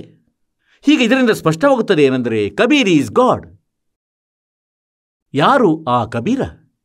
ನೇಕಾರ ಕಬೀರ. ಅವರು ಬನಾರಸ್ನ ಕಾಶಿಯಲ್ಲಿ ಬಂದಿದ್ದರು ಮತ್ತು ಒಬ್ಬ ಸುಪ್ರಸಿದ್ಧ ಕವಿ ಎಂದು ಕೂಡ ಅವರು ಎನಿಸಿಕೊಂಡರು. ಕವಿಗಳಲ್ಲಿ ಒಬ್ಬ ಪ್ರಸಿದ್ಧ ಕವಿಯಾಗಿದ್ದರು. ಹೀಗೆ ಪ್ರಮಾಣವಿದೆ ವೇದಗಳಲ್ಲಿ. ಅಂದರೆ ಆ ಪರಮಾತ್ಮ ಕವಿನಾಮ ಪದವಿ. ಏಕೆಂದರೆ ತಮ್ಮ ವಾಣಿಯನ್ನು, ತಮ್ಮ ಸಚ್ಚಿದಾನಂದ ಘನ ಬ್ರಹ್ಮನ ವಾಣಿಯನ್ನು ಲೋಕೋಕ್ತಿಗಳ ಮಾಧ್ಯಮದಿಂದ, ದ್ವಿಪದಿಗಳ ಮಾಧ್ಯಮದಿಂದ, ಶಬ್ದಾವಳಿಗಳ ಮಾಧ್ಯಮದಿಂದ ಹೇಳುವ ಕಾರಣದಿಂದ ಅವರೊಬ್ಬ ಕವಿಯೆಂದೂ ಕರೆಯಲ್ಪಡುತ್ತಾರೆ. ಆದರೆ ಅವರಾಗಿರುತ್ತಾರೆ ಭಗವಂತ. ಪುಣ್ಯಾತ್ಮರೇ, ಅನ್ಯರು ಕೂಡ ಕವಿಗಳಾಗಿರುತ್ತಾರೆ, ಅವರು ಪ್ರಸಿದ್ಧರಾಗಿದ್ದಾರೆ. ಆದರೆ ಅವರ ವಾಣಿಗಳಲ್ಲಿ ಮತ್ತು ಪರಮಾತ್ಮನ ವಾಣಿಗಳಲ್ಲಿ ಬಹಳ ಅಂತರವಿದೆ. ಪರಮೇಶ್ವರನು ಪೂರ್ತಿ ಸೃಷ್ಟಿ ರಚನೆಯ ಬಗ್ಗೆ ಹೇಳಿರುವರು, ತನ್ಮೂಲಕ ರಚಿಸಿರುವಂಥದ್ದು. ಮತ್ತು ವೇದಗಳು ಸಾಕ್ಷಿ ನೀಡುತ್ತಿವೆ. ಅಂದರೆ ಆ ಪರಮಾತ್ಮ ಇಂಥ ಲೀಲೆ ಮಾಡುತ್ತಾನೆ ಮತ್ತು ಅದನ್ನು ಕಬೀರ್ ದೇವರೇ ಮಾಡಿದ್ದಾರೆ. ಋಗ್ವೇದ ಮಂಡಲ ಸಂಖ್ಯೆ 9 ಸೂಕ್ತಿ ಸಂಖ್ಯೆ 96 ಮಂತ್ರ ಸಂಖ್ಯೆ 16ರಿಂದ 21 ತನಕ ಸ್ಪಷ್ಟಪಡಿಸಲಾಗಿದೆ ಏನೆಂದರೆ, ಹೇ ಪರಮಾತ್ಮ, ತಮ್ಮ ನಿಜವಾದ ನಾಮ ಏನಾಗಿದೆ ಅದನ್ನು ಹೇಳಿರಿ. ನಂತರ 17 ಮತ್ತು 18ರಲ್ಲಿ ಹೇಳಿದ್ದೇನೆಂದರೆ, ಅವರ ಹೆಸರು ಕಬೀರ ಆಗಿದೆ ಮತ್ತು ತನ್ನ ಲೋಕೋಕ್ತಿಗಳ ಮಾಧ್ಯಮದಿಂದ ತನ್ನ ವಾಣಿಯನ್ನು, ಅಮರವಾಣಿಯನ್ನು, ಸಚ್ಚಿದಾನಂದ ಘನ ಬ್ರಹ್ಮನ ವಾಣಿಯನ್ನು ಹೇಳುವುದರಿಂದ ಅವರು ಪ್ರಸಿದ್ಧ ಕವಿ. ಕವಿಗಳಲ್ಲಿಯೂ ಒಂದು ಪದವಿಯನ್ನು ಪ್ರಾಪ್ತಿಸುತ್ತಾರೆ. ಆದರೆ ಅವರಾಗಿರುತ್ತಾರೆ ಪರಮಾತ್ಮ. ಮತ್ತವರು 3ನೇ ಮುಕ್ತಿಧಾಮದಲ್ಲಿ ವಿರಾಜಮಾನರಾಗಿರ್ತಾರೆ. ಇನ್ನು ಅನೇಕ ಬಹಳಷ್ಟು ಪ್ರಮಾಣಗಳಿವೆ. ಪರಮಾತ್ಮ ನರವತ್, ಮನುಷ್ಯವತ್ ಮತ್ತು ಅಗ್ನೇ ತನುರಸಿ. ವೇದಗಳಲ್ಲಿ ಬಹಳ ಪ್ರಮಾಣಗಳಿವೆ. ಅಂದರೆ ಪರಮಾತ್ಮ ಸಶರೀರನಾಗಿದ್ದಾನೆ, ಅವರದು ಮನುಷ್ಯನಂತೆಯೇ ಶರೀರವಿದೆ. ಹಾಗಾಗಿ ಆ ಪರಮಾತ್ಮ ಸ್ವತಃ ಇಂತಹ ಲೀಲೆ ಮಾಡುತ್ತಾರೆ. ಒಂದು ಜೀವನ ಇಂಥದ್ದು ಅವರು ಬದುಕಿ ತೋರಿಸ್ತಾರೆ. ಋಗ್ವೇದ ಮಂಡಲ ಸಂಖ್ಯೆ 1 ಸೂಕ್ತಿ ಸಂಖ್ಯೆ 31 ಮಂತ್ರ ಸಂಖ್ಯೆ 12ರಲ್ಲಿ ಸ್ಪಷ್ಟಪಡಿಸಿದೆ. ಅಂದರೆ ಮನುಷ್ಯವತ್ ಅಗ್ನೇ. ಆ ಪರಮೇಶ್ವರರು ಒಬ್ಬ ಮನುಷ್ಯನಂತೆ ಒಂದು ಇಡೀ ಜೀವನ ಇಂತಹ ಲೀಲೆಯನ್ನು ಮಾಡುತ್ತಾರೆ. ಹೇ ಪರಮಾತ್ಮ, ತಾವು ಪ್ರತಿಯೊಂದು ಯುಗದಲ್ಲಿ ಹೀಗೆ ಮಾಡುತ್ತೀರಿ. ಒಬ್ಬ ಜನಸಾಮಾನ್ಯ ಮನುಷ್ಯನಂತೆ ತನ್ನ ಕರ್ಮಗಳನ್ನು ಮಾಡಿ, ತಮ್ಮ ಕೈಗಳಿಂದ ಕೆಲಸವನ್ನು ಮಾಡಿ, ತಮ್ಮ ನಿರ್ವಹಣೆಯನ್ನು ಮಾಡುತ್ತೀರಿ. ಶ್ರಮ ಪರಿಶ್ರಮ ಪಟ್ಟು ತಾವು ಒಂದು ಬಾರಿ ಪುನಃ ಬನ್ನಿರಿ ಮತ್ತು ನಮ್ಮನ್ನು ಆ ಜ್ಞಾನದಿಂದ ಪರಿಚಿತಗೊಳಿಸಿರಿ. ಹಾಗಾಗಿ ಈ ಲೀಲೆಯು ಆ ಪರಮೇಶ್ವರ ಕಬೀರರದ್ದಾಗಿದೆ. ಈ ವೇದಗಳು ಅದರ ಪ್ರಮಾಣ ನೀಡುತ್ತವೆ. ಅದೇ ಪರಮೇಶ್ವರ ತನ್ನ ಆ ಲೀಲೆಗನುಸಾರ 1398ರಲ್ಲಿ ತನ್ನ ಗುಣಾಧಾರದಿಂದ ಪ್ರಕಟರಾದರು. ನೀರು ಮತ್ತು ನೀಮ ಹೆಸರುಳ್ಳ ನೇಕಾರ ದಂಪತಿ ಧಾಣಕ ಬಂಧುತ್ವದ ಒಂದು, ಅಂದರೆ ಕಾಸ್ಟ್ನ ಆ ಮುಸಲ್ಮಾನ ನೇಕಾರ ದಂಪತಿಗಳು ಅವರನ್ನು ಕೊಂಡೊಯ್ದರು ಮತ್ತು ತಮ್ಮ ಲೀಲಾನುಸಾರ ಅಲ್ಲಿ ಬೆಳೆದರು. ಅದೇ ವ್ಯವಸಾಯವನ್ನು ಮಾಡತೊಡಗಿದರು. ಆದ್ದರಿಂದ ಅವರು ನೇಕಾರನೆಂದು ಕರೆಯಲ್ಪಟ್ಟರು. ಆದರೆ ಅವರು ಪೂರ್ಣ ಪರಮಾತ್ಮ ಆಗಿದ್ದರು. ಅವರು ಪರಮಕ್ಷರ ಬ್ರಹ್ಮ ಆಗಿದ್ದರು ಮತ್ತು ಇಂದು ಕೂಡ ಆಗಿರುವರು ಮತ್ತು ಮುಂದೆಯೂ ಅವರೇ ಆಗಿರುತ್ತಾರೆ. ಆ ಪರಮೇಶ್ವರನು ಬಂದು ನಮಗೆ ಜ್ಞಾನವನ್ನು ನೀಡಿದ್ದಾರೆ ಮತ್ತು ಪದೇ ಪದೇ ನಮಗೆ ತಿಳಿಸಿದ್ದಾರೇನೆಂದರೆ, ನೀವು ಎಲ್ಲಿ ಸಿಲುಕಿಕೊಂಡಿರುವಿರಿ, ನೀವು ಎಲ್ಲಿ ಇರುತ್ತಿರುವಿರಿ, ಇದು ನಿಮ್ಮ ಸ್ಥಾನ ಅಲ್ಲ, ಇದು ನಿಮ್ಮ ಧಾಮ ಅಲ್ಲ. ಇಲ್ಲಿ ನೀವು ತಪ್ಪಾದ ಸ್ಥಾನದಲ್ಲಿ ಇರುತ್ತಿರುವಿರಿ ಮತ್ತು ನೀವು ಯಾವ ಸುಖವನ್ನು ಸುಖವೆಂದು ನಂಬುತ್ತೀರೋ ಅದು ಸುಖವಲ್ಲ. ಜೂಠೆ ಸುಖ ಕೋ ಸುಖ ಕಹೆ मान रहा मन मोदे ये सकल चबीना काल कहा कुछ मुख में कुछ गोद. ಪರಮಾತ್ಮ ನಮಗೆ ನೆನಪಿಸ್ತಾರಂದರೆ ಇದು ಸುಳ್ಳು ಸುಖವಾಗಿದೆ. ಯಾವುದನ್ನು ನೀವು ಸುಖವೆಂದು ನಂಬುತ್ತೀರಿ, ಅಂತೆಯೇ ನಾವು ಯಾವುದನ್ನು ಸುಖವೆಂದು ನಂಬುತ್ತೇವೆ ಅಂದರೆ ಸಂತಾನವಾಗಲಿ, ಮಕ್ಕಳಲ್ಲೂ ನಾವು ಗಂಡು ಮಕ್ಕಳಿಗೆ ಹೆಚ್ಚು ಮಹತ್ವವನ್ನು ನೀಡುತ್ತೇವೆ. ಇದು ಕೂಡ ಕಾಲನದು ಒಂದು ಚಕ್ರವ್ಯೂಹವಾಗಿದೆ. ಈಗ ಸಮಾಜದೊಳಗೆ ಹೀಗೂ ಆಗುತ್ತದೆ. ಹೇಗೆಂದರೆ, ಯಾವುದೋ ಒಂದು ಪರಂಪರೆ ಪ್ರಾರಂಭವಾದರೆ ನಂತರ ನಾವು ಅದರದೇ ಜಾಲದಲ್ಲಿ ಸಿಲುಕಿರುತ್ತೇವೆ, ಅದರಿಂದ ಹೊರಗೆ ಬರಲಾರೆವು. ಪರಮಾತ್ಮನ ಕೃಪೆ ಇರುತ್ತದೆ ಯಾವುದೋ ಸಾಧು ಸಂತ ಪುಣ್ಯಾತ್ಮನ ಮೇಲೆ, ಭಕ್ತನ ಮೇಲೆ, ಅಥವಾ ಮಾಲೀಕನು ಸ್ವತಃ ಬಂದು ಆ ಜಾಲದಿಂದ ನಮ್ಮನ್ನು ಹೊರತೆಗೆದು ಒಳ್ಳೆಯ ದಿಕ್ಕನ್ನು ನೀಡುತ್ತಾರೆ. ಹಾಗಾಗಿ ಇಲ್ಲಿ ಪರಮಾತ್ಮ ಹೇಳ್ತಾರೆ ಏನೆಂದರೆ, ಮಗ ಮತ್ತು ಮಗಳಲ್ಲಿ ಯಾವುದೇ ಅಂತರವಿರುವುದಿಲ್ಲ. ಏಕೆಂದರೆ ಪರಮೇಶ್ವರನು ಏನನ್ನೇ ಮಾಡಿದರೂ ಅವರ ಯಾವುದೇ ಕೆಲಸವು ನಿಷ್ಪ್ರಯೋಜಕ ಆಗುವುದಿಲ್ಲ. ನಾವು ಅರ್ಧಕ್ಕಿಂತಲೂ ಹೆಚ್ಚು ದುಃಖಿ ಯಾಕಾಗುತ್ತೇವೆ ಅಂದರೆ, ನಮ್ಮ ಮೂಲಕ ಮಾಡಿಸಿದಂತಹ ಈ ಕಾಲನ ಪ್ರೇರಣೆಯಿಂದ ನಡೆದಂಥ ಈ ಪರಂಪರೆಗಳಿಂದ ದುಃಖಿಯಾಗುತ್ತೇವೆ. ಈಗ ಮೊದಲೊಂದು ಪರಂಪರೆ ಇತ್ತು. ಅಂದರೆ ಯಾರೇ ಸೋದರಿಯ ಪತಿ ಮೃತ್ಯುವನ್ನು ಪ್ರಾಪ್ತಿಸಿದರೆ ಆಗ ಅವಳನ್ನು ಅವನ ಜೊತೆಯಲ್ಲಿ ಅದೇ ಚಿತೆಯಲ್ಲಿ ಸುಡಲಾಗುತ್ತಿತ್ತು. ಅದಕ್ಕೆ ಸತಿ ಪದ್ಧತಿ ಎನ್ನುತ್ತಿದ್ದರು. ಮತ್ತು ಇದು ಇಂತಹ ಜಾಲವಾಗಿತ್ತು ಅಂದರೆ ಇದರಿಂದ ಯಾರೂ ಪಾರಾಗಲು ಸಾಧ್ಯವಿರಲಿಲ್ಲ. ಮತ್ತು ಇಚ್ಛೆ ಇರದಿದ್ದರೂ ಅವಳು ಸುಟ್ಟು ಸಾಯಬೇಕಾಗುತ್ತಿತ್ತು. ಪರಂಪರೆಯ ಕಾರಣ. ಇಲ್ಲವಾದರೆ ಅವಳ ಜೀವನವನ್ನು ನರಕವನ್ನಾಗಿ ಮಾಡ್ತಿದ್ರು. ಹಾಗಾದರೆ ಅದೊಂದು ಪರಂಪರೆಯಾಗಿತ್ತೆ. ಒಬ್ಬ ವ್ಯಕ್ತಿ ಸಾವನ್ನಪ್ಪಿದ, ಅವನ ಸಂಸ್ಕಾರ ಇಷ್ಟೇ ಇತ್ತು. ಮತ್ತವನೊಡನೆ ಜೀವಂತವಾಗಿ ಸುಡುವುದಂದ್ರೆ ಒಂದಂತೂ ಕರ್ಮಹೀನರಾಗುತ್ತಿದ್ದರು, ದಯಾಹೀನರಾಗುತ್ತಿದ್ದರು. ಎಲ್ಲರೂ ಹೀಗೆ ಸುಡುತ್ತಿರುವವಳನ್ನು ಸ್ವತಃ ನೋಡುವರು ಮತ್ತು ಹಾಡನ್ನು ಹಾಡುತ್ತಿರುವರು. ಮತ್ತವಳು ಸುಡುತ್ತಿರುವಳು. ಮತ್ತು ಸುಡುವ ಸಮಯದಲ್ಲಿ ಕೂಡ ಒಂದೊಮ್ಮೆ ಆಕೆ ಅಳತೊಡಗಿದರಂತೂ ಕೂಡ ಅವಳನ್ನು ಕುಲಹೀನಳೆಂದು ಜರಿಯುತ್ತಿದ್ದರು. ಆ ಸುಡುವುದು ಕೂಡ ಅವಳಿಗಾಗಿ ವ್ಯರ್ಥವಾಗುತ್ತಿತ್ತು. ಒಂದೊಮ್ಮೆ ಆಕೆ ಹತ್ತು ಬಿಟ್ಟರೆ ಮತ್ತು ಬೆಂಕಿ ತಗುಲಿದರೆ ಒಂದು ಕಿಡಿ ಇಟ್ಟು ನೋಡಿ, ಪುಟ್ಟದಾದ ಕಿಡಿ, ಕೈ ಮೇಲೆ ಎಲ್ಲಾದರೂ ಹೀಗೆ ಇಲ್ಲೆಲ್ಲಾದರೂ ಕಿರುಚಾಡಿ ಹಾರುವನು ಮನುಷ್ಯ. ಹಾಗಾಗಿ ಹೇಳುವ ಅರ್ಥ ಏನೆಂದರೆ, ಇದು ಅರ್ಧಕ್ಕಿಂತ ಹೆಚ್ಚು ಇಂತಹ ಪರಂಪರೆಗಳು ಏನಿವೆ ಅವುಗಳನ್ನು ನಾವು ಸ್ವತಃ ಮಾಡಿಕೊಂಡು ಮತ್ತು ಸ್ವತಃವೇ ಅದರಲ್ಲಿ ಸಿಕ್ಕಿ ಹಾಕಿಕೊಳ್ಳುತ್ತೇವೆ. ಹೀಗೆ ಇದೇ ರೀತಿ ಮೊದಲು ಏನಾಗ್ತಿತ್ತು ಅಂದರೆ, ಪುತ್ರ ಸಂತಾನ ಇಲ್ಲ ಅಂತ ಆದರೆ ಅವನು ತನಗೆ ಸಂತಾನವಿದೆ ಎಂದು ಒಪ್ತಾನೇ ಇರಲಿಲ್ಲ. ಕಾರಣ ಏನಿತ್ತು ಅಂದರೆ, ಈ ಭ್ರಮಿತಗೊಳಿಸುವ ಕಾಲನ ದೂತರು, ಈ ನಕಲಿ ಗುರುಗಳು ಭ್ರಮೆಯನ್ನು ಹುಟ್ಟಿಸಿಟ್ಟಿದ್ರು. ಏನೆಂದರೆ, ಸೋದರ ಪುತ್ರನಾಗಬೇಕು, ಪುತ್ರನ ವಿನಃ ಮುಕ್ತಿಯಾಗದು.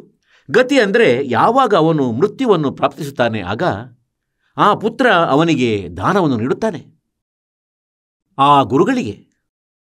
ಹೇಗೆಂದರೆ ಎಲ್ಲಾದರೂ ಪಿಂಡ ಹಾಕುವುದು, ಎಲ್ಲಾದರೂ ಶ್ರಾದ್ದವನ್ನು ಮಾಡುವುದು, ಮತ್ತವರು ಇದನ್ನೇ ಗತಿ ಎನ್ನುತ್ತಾರೆ. ಈಗ ಪರಮಾತ್ಮನಂತೂ ಒಂದು ಜ್ಞಾನವನ್ನು ನೀಡಿದ್ದಾರೆ ಅಂದರೆ ಇದಂತೂ ಸೋದರ ಕಾಲನದೇ ಷಡ್ಯಂತ್ರವಾಗಿದೆ. ಪರಮಾತ್ಮನು ಪುತ್ರ ಸಂತಾನವನ್ನು ಕೊಟ್ಟನು, ಬಹಳ ಒಳ್ಳೆಯ ವಿಷಯ. ಮತ್ತು ಆ ಮಗುವನ್ನು ಪರಮಾತ್ಮನ ಚರಣಗಳಲ್ಲಿ ತೊಡಗಿಸಿ, ಏಕೆಂದರೆ ಅದು ಭಗವಂತನ ಆತ್ಮವಾಗಿದೆ, ನಮ್ಮ ಸುಪರ್ದಿಗೆ ನೀಡಿದ್ದಾರೆ. ನಾವು ನೌಕರರಾಗಿದ್ದೇವೆ ಆ ಪರಮಪಿತನದು, ಮತ್ತು ಇವರೆಲ್ಲ ಅವನದೇ ಮಕ್ಕಳು. ನಾವಂತೂ ಇವರ ಕೆಲಸದವರಾಗಿದ್ದೇವೆ. ನಾವು ಅವರ ಸೇವಕಿಯರಾಗಿದ್ದೇವೆ ಪರಮಪಿತನದು, ಮತ್ತು ಇವರು ಅವರ ಮಕ್ಕಳಾಗಿದ್ದಾರೆ ಪರಮಾತ್ಮನದು. ಇವರಿಗಾಗಿ ಭಗವಂತನು ನಮಗೆ ನಮ್ಮ ಜೇಬನ್ನು ತುಂಬಿಸಿದ್ದಾರೆ. ಹೀಗಾಗಿ ಆ ಭಗವಂತನದು ಬೇಕಾದರೆ ಮಗನಾಗಿರಲಿ, ಬೇಕಾದರೆ ಮಗಳಾಗಿರಲಿ, ನಾವಂತೂ ಅವರ ಸೇವೆಯನ್ನು ಮಾಡಬೇಕು, ಅವರ ಪಾಲನೆಯನ್ನು ಮಾಡಬೇಕಾಗಿದೆ. ಒಂದು ಸಮಯದ ಮಾತಾಗಿದೆ ಏನೆಂದರೆ, ಒಬ್ಬ ಬಹಳ ದೊಡ್ಡ ಸಾಹುಕಾರನ ಪುಟ್ಟ ಮಗಳು ಒಬ್ಬಳಿದ್ಲು. 6-7 ವರ್ಷದವಳಾಗಿರಬೇಕು. ಅವಳಿಗಾಗಿ ಒಬ್ಬ ಸೇವಕಿಯನ್ನು ನೇಮಿಸಲಾಗಿತ್ತು. ಅವಳು ಆ ಮಗುವಿಗೆ ಬಹಳ ಚೆನ್ನಾಗಿ ಸ್ನಾನ ಮಾಡಿಸ್ತಿದ್ಲು, ಬಟ್ಟೆ ಒಗೆಯುವುದು, ಇಸ್ತ್ರಿ ಮಾಡುವುದು, ಬಟ್ಟೆ ಹಾಕುವುದು, ಮತ್ತು ಶಾಲೆಗೆ ಬಿಡಲು ಹೋಗುತ್ತಿದ್ದಳು. ಆ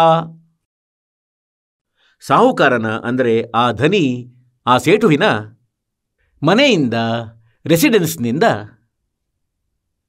ಆ ಹುಡುಗಿಯ ಶಾಲೆ, ವಿದ್ಯಾಲಯ ಹೆಚ್ಚು ದೂರವಿರಲಿಲ್ಲ. ಹೀಗಾಗಿ ಅವಳಿಗಾಗಿ ಯಾವುದೇ ಗಾಡಿಯ ವ್ಯವಸ್ಥೆ ಮಾಡಿರಲಿಲ್ಲ ಮತ್ತು ಉಳಿದೆಲ್ಲ ವ್ಯವಸ್ಥೆ ಇತ್ತು. ಆ ಸಮಯದಲ್ಲಿ ಈ ದಾಸನು ಸರ್ವಿಸ್ನಲ್ಲಿದ್ದ, ಜೆಇಯ ನೌಕರಿಯನ್ನು ಮಾಡುತ್ತಿದ್ದ. ಮತ್ತು ನಮ್ಮ ಕಾರ್ಯಾಲಯದ ಎದುರಿನಿಂದ ಮತ್ತು ನಮ್ಮ ಕಾರ್ಯಾಲಯ ಅಲ್ಲಿ ಏನಿತ್ತು ಅಲ್ಲಿಂದ 3ನೇ ಮನೆಯಲ್ಲಿ ಆ ಸೇಠು ವಾಸಿಸುತ್ತಿದ್ದ. ಮತ್ತು ಅಲ್ಲಿಂದ ಸ್ವಲ್ಪ ದೂರದಲ್ಲಿಯೇ ವಿದ್ಯಾಲಯ ಇತ್ತು. ಪ್ರತಿದಿನ ನೋಡುತ್ತಲಿದ್ದೆ. ಮಧ್ಯಾಹ್ನದ ವೇಳೆಯಲ್ಲಿ ಕೂಡ, ಚಳಿಗಾಲದಲ್ಲಿ ಬೇರೆಯೇ ವ್ಯವಸ್ಥೆ. ಅಂತೂ ಬೇಸಿಗೆಯಲ್ಲಿ ನೋಡಿದೆ ಹಲವು ಬಾರಿ. ಆ ಪುಟ್ಟ ಹುಡುಗಿ, ಅವಳದೊಂದು ಚಿಕ್ಕ ಛತ್ರಿ ಇತ್ತು. ಮತ್ತವಳ ಆ ಸೇವಕಿ ಸ್ವತಃ ಬಿಸಿಲಲ್ಲಿ ನಡೆಯುತ್ತಿದ್ದಳು. ಆ ಹುಡುಗಿ ಮೇಲೆ ಛತ್ರಿಯನ್ನು ಹಿಡಿಯುತ್ತಿದ್ಲು. ಪ್ರತಿದಿನ ಶಾಲೆಗೆ ಬಿಟ್ಟು ಬರ್ತಿದ್ಲು ಮತ್ತು ಕರ್ಕೊಂಡು ಬರ್ತಿದ್ಲು.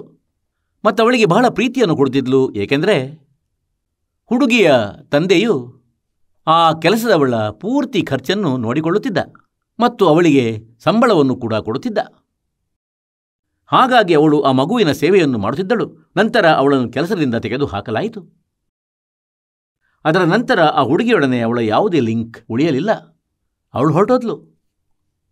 ಮತ್ತು ಎಲ್ಲಿಯ ತನಕ ಅವಳಲ್ಲಿದ್ದಳು ಅವಳ ಜವಾಬ್ದಾರಿಯಾಗಿತ್ತು. ಅವಳನ್ನು ತನ್ನ ಪುತ್ರಿಗಿಂತ ಅಧಿಕವಾಗಿ ಅವಳಿಗೆ ಪ್ರೀತಿಯನ್ನು ತೋರ್ತಿದ್ಲು, ಅವಳ ಸೇವೆಯನ್ನು ಮಾಡುತ್ತಿದ್ದಳು.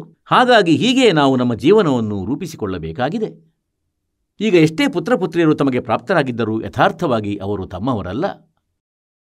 ಮತ್ತಿದು ನಮ್ಮ ಸ್ವಭಾವವಾಗಿದೆ, ಅಂದರೆ ನಮ್ಮ ವಶದ ಮಾತಲ್ಲ. ನಮ್ಮ ಮೇಲೆ ಈ ಮೂರೂ ಗುಣಗಳ ಪ್ರಭಾವವಿದೆ. ಏಕೆಂದರೆ ಸತಗುಣ ವಿಷ್ಣುವಿನ ಪ್ರಭಾವದಿಂದ ನಮ್ಮದು ಒಬ್ಬರಿಂದೊಬ್ಬರಲ್ಲಿ ಮೋಹವಿದೆ. ಹೀಗಾಗಿದು ಜೀವದ ವಶದ ಮಾತಲ್ಲ. ಇದಕ್ಕಾಗಿ ಈ ಆಂಟಿಬಯೋಟಿಕ್ ತಿನ್ನಬೇಕಾಗುವುದು, ಅಂದರೆ ಇದು ನಶೆಯಾಗಿದೆ ನಮಗೆ ಇಂಜೆಕ್ಷನ್ನದು, ಅಥವಾ ಭಂಗಿಯನ್ನು ಕುಡಿದೆವು. ಹಾಗಾಗಿ ಆಂಟಿಬಯೋಟಿಕ್ ಔಷಧಿ ಸೇವಿಸುವುದರಿಂದ ಆ ನಶೆ ಇಳಿಯುತ್ತದೆ. ಹಾಗೆ ಈ ಪ್ರವಚನ ಏನಿದೆ, ಪರಮಾತ್ಮನ ವಾಣಿ ಮತ್ತು ಈ ಜ್ಞಾನ, ಇದು ಆಂಟಿಬಯೋಟಿಕ್ ಆಗಿದೆ. ತಮಗೆ ಇವರಲ್ಲಿ ಮೋಹಮಮತೆ ಉಂಟಾಗದು.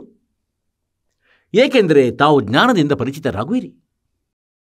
ಎಲ್ಲಿವರೆಗೆ ನಮಗೆ ಜ್ಞಾನವಾಗುವುದಿಲ್ಲ ಅಲ್ಲಿ ತನಕ ನಮ್ಮ ನಡವಳಿಕೆ ಒಂದು ಜೀವಿಯ ರೀತಿಯಲ್ಲಿ ಇರುತ್ತದೆ. ಮತ್ತು ಯಾವಾಗ ಜ್ಞಾನವಾಗುತ್ತದೆ ಆಗ ನಾವು ಭಕ್ತರಾಗುತ್ತೇವೆ. ಮತ್ತು ಭಕ್ತರು ಅವರಾಗಿರುತ್ತಾರೆ ಯಾರು ಬೇರೆಯವರ ಧನಕ್ಕಾಗಿ ಆಸೆ ಪಡುವುದಿಲ್ಲ, ಬೇರೆಯವರ ವಸ್ತುಗಳನ್ನು ವಶಪಡಿಸುವುದಿಲ್ಲ. ಮತ್ತು ಯಾರು ಬೇರೆಯವರ ವಸ್ತುವನ್ನು ವಶಪಡಿಸಿಕೊಳ್ಳುತ್ತಾನೆ, ತನ್ನದೆಂದು ಭಾವಿಸ್ತಾನೆ, ತನ್ನದಾಗಿಸಿಕೊಳ್ತಾನೆ, ಅಂದರೆ ಇದು ನನ್ನದೆಂದು ಹೇಳ್ತಾನೆ, ಆಗ ಭಕ್ತನಲ್ಲ ಅವನು. ಅವನಂತೂ ಲೋಭಿ ವ್ಯಕ್ತಿಯಾಗಿದ್ದಾನೆ. ಇದೇ ರೀತಿ ನಮಗೆ ಪರಮಾತ್ಮನೇನು ಪುತ್ರ ಪುತ್ರಿಯನ್ನು ನೀಡಿದ್ದಾರೆ, ಅವರದೇ ಪುತ್ರ ಪುತ್ರಿಯರಾಗಿದ್ದಾರೆ. ಮತ್ತು ನಮಗೆ ಒಪ್ಪಿಸಲಾಗಿದೆ, ಅಂದರೆ ಇವರನ್ನು ನೀವು ಒಳ್ಳೆಯ ಗುಣಯುಕ್ತರನ್ನಾಗಿಸಿ. ಎಲ್ಲಕ್ಕಿಂತ ಮೊದಲ ಗುಣವಾಗಿದೆ ಮಗುವನ್ನು ಭಕ್ತಿಯಲ್ಲಿ ತೊಡಗಿಸುವುದು, ಅವನನ್ನು ತಾವು ತನ್ನ ಪರಮಾತ್ಮನ ಬಳಿ ತಲುಪುವಂತೆ ಅನುವು ಮಾಡುವುದು. ಹೀಗೆ ಎಲ್ಲಕ್ಕಿಂತ ಮೊದಲ ಕೆಲಸ ಇದಾಗಿದೆ. ಈಗ ಹೇಗೆಂದರೆ ಯಾರದೋ ಪುತ್ರನ ಮೃತ್ಯು ಆಯಿತು ಮತ್ತು ಇಡೀ ಪರಿವಾರದ್ದು ಬಹಳ ಕೆಟ್ಟ ಪರಿಸ್ಥಿತಿಯಾಗುತ್ತದೆ, ಅಳುತ್ತದೆ. ಅಯ್ಯೋ, ನನ್ನ ಮಗ ಹೊರಟೋಗ್ಬಿಟ್ಟ, ನನ್ನ ಮಗ ಸತ್ತೋದ. ಹಾಗಾದರೆ ನಾವು ವಶಪಡಿಸಿಕೊಂಡ್ಬಿಟ್ವಲ್ಲ. ಪರಮಾತ್ಮನ ವಸ್ತುವನ್ನು ನಾವು ನಮ್ಮ ವಶವನ್ನಾಗಿ ಮಾಡಿಕೊಂಡೆವು, ನಮ್ಮದೆಂದು ತಿಳಿದೆವು, ಅದು ನನ್ನದು ಎಂದು. ತಿಳಿಯಿರಿ, ಅವನು 20 ವರ್ಷದವನಾಗುವಾಗ ಮೃತ್ಯುವನ್ನು ಪ್ರಾಪ್ತಿಸುತ್ತಾನೆ. 20 ವರ್ಷ ಮೊದಲು ಎಲ್ಲಿದ್ದ ಅವನು? ಹೇಳಿ, ತಮ್ಮದು ಹೇಗಾದ? ತಾವು ಒಂದು ಬಟ್ಟೆಯನ್ನು ತೊಡಿಸಿದ ಮಾತ್ರಕ್ಕೆ ತಮ್ಮದಾದನೇನು? ನಾವು ಅಪ್ರಾಮಾಣಿಕರಾದೆವು. ನಾವು ಒಂದು ಶರೀರರೂಪಿ ವಸ್ತ್ರವನ್ನು ತೊಡಿಸಿದೆವು ಅವನಿಗೆ. ಮತ್ತದೂ ಕೂಡ ಪರಮಾತ್ಮನು ನೀಡಿದಂಥ ಮೆಟೀರಿಯಲ್ನಿಂದ. ಮತ್ತು ನಂತರ ನಾವು ನಮ್ಮದೆಂದು ತಿಳಿದು ಅವರಿಗಾಗಿ ಎದೆಯನ್ನು ಬಡಿದುಕೊಳ್ಳುತ್ತೇವೆ. ನೋಡಿ, ಯಾವುದೇ ಪದಾರ್ಥವಿದೆ, ವಸ್ತುವಿದೆ. ಅಂತೆಯೇ ಮಗುವಿನ ಮೃತ್ಯುವಾಯಿತು, ನೆನಪಂತೂ ಬರೋದು, ಅವನ ನೆನಪು ಕಾಡುವುದು ಖಂಡಿತ. ಆದರೆ ಇದನ್ನು ಅವಶ್ಯವಾಗಿ ನೆನಪಿಡಬೇಕೆಂದರೆ ಅವನು ತಮ್ಮದಾಗಿರಲಿಲ್ಲ. ನಂತರ ಈ ಮಮತೆಯಿಂದಾಗಿ, ಈ ಮೋಹದ ಕಾರಣದಿಂದ ಏನು ಕಷ್ಟ ಉತ್ಪನ್ನವಾಗುವುದೋ ಅದು ಹಗುರವಾಗುವುದು. ಈ ಪ್ರಕಾರ ನಾವು ಪರಮಾತ್ಮನ ಈ ಜ್ಞಾನವನ್ನು ಆಧಾರವನ್ನಾಗಿಸಬೇಕಾಗಿದೆ. ಹೀಗಾಗಿ ಏನು ಹೇಳ್ತಾರೆ ಅಂದರೆ, झूठे सुख को सुख है ये मान रहा मनमोद और सकल चबीना काल का यो कुछ मुख में कुछ गोद. ಈಗಂತೆ ಪ್ರಸಂಗ ನಡೆಯುತ್ತಿದೆ. ಅಂದರೆ ಮೊದಲು ಪುತ್ರನಿಗೆ ಹೆಚ್ಚು ಮಹತ್ವವನ್ನು ನೀಡುತ್ತಿದ್ದರು. ಅಂದರೆ ಸೋದರ ಪುತ್ರನ ಹೊರತು ಮೋಕ್ಷವಾಗದು. ಇದೇನೋ ಒಂದು ವಿಷಯವೇ. ಗತಿಯಂತೂ ಭಗವಂತನ ನಾಮದಿಂದ ಆಗುವುದು, ಭಕ್ತಿ ಮಾಡುವುದರಿಂದ ಆಗುವುದು, ಸತ್ಯ ಸಾಧನೆಯಿಂದ ಆಗುವುದು. ಮನುಷ್ಯ ಜೀವನ ಇರಬೇಕು, ಪೂರ್ಣ ಗುರು ಇರಬೇಕು. ನಿಜವಾದ ಶ್ರದ್ಧೆಯಿಂದ ಸಾಧಕ ಭಕ್ತಿ ಮಾಡಿದರೆ ಅವನ ಮೋಕ್ಷ ಆಗುವುದು. ಪಿಂಡ ಹಾಕುವುದರಿಂದ, ಶ್ರಾದ್ದ ಮಾಡಿಸುವುದರಿಂದ, ಎಲ್ಲೋ ಪಿಂಡವನ್ನು ಹಾಕುವುದರಿಂದ, ಶ್ರಾದ್ದವನ್ನು ಮಾಡಿಸುವುದರಿಂದ, ಅಥವಾ ಎಲ್ಲೋ ಗಂಗೆಯಲ್ಲಿ ಅಸ್ಥಿಗಳನ್ನು ಜಲದಲ್ಲಿ ಬಿಡುವುದರಿಂದ ಗತಿಯಂತೂ ಆಗದು. ಈಗ ವಿಚಾರ ಮಾಡುವ ವಿಷಯಗಳಾಗಿವೆ. ಇವರು ನಮ್ಮನ್ನು ದಾರಿ ತಪ್ಪಿಸಿದ್ರು. ಹೇಗೆಂದರೆ ಶ್ರೀಕೃಷ್ಣನ ಮೃತ್ಯುವು ಆದಾಗ ಅವನಿಗಿಂತ ಮೊದಲು, ಶ್ರೀಕೃಷ್ಣನಿಗಿಂತ ಮೊದಲು ಅವನ ಇಡೀ ಪರಿವಾರ, ಎಲ್ಲ ಮಕ್ಕಳು ಮೊಮ್ಮಕ್ಕಳು ಎಲ್ಲರೂ ನಾಶವಾಗಿದ್ದರು, ಮರಣ ಹೊಂದಿದ್ದರು. ಹಾಗಾದರೆ ಶ್ರೀಕೃಷ್ಣನ ಗತಿಯನ್ನು ಯಾರು ಮಾಡಿಸಿದ್ರು?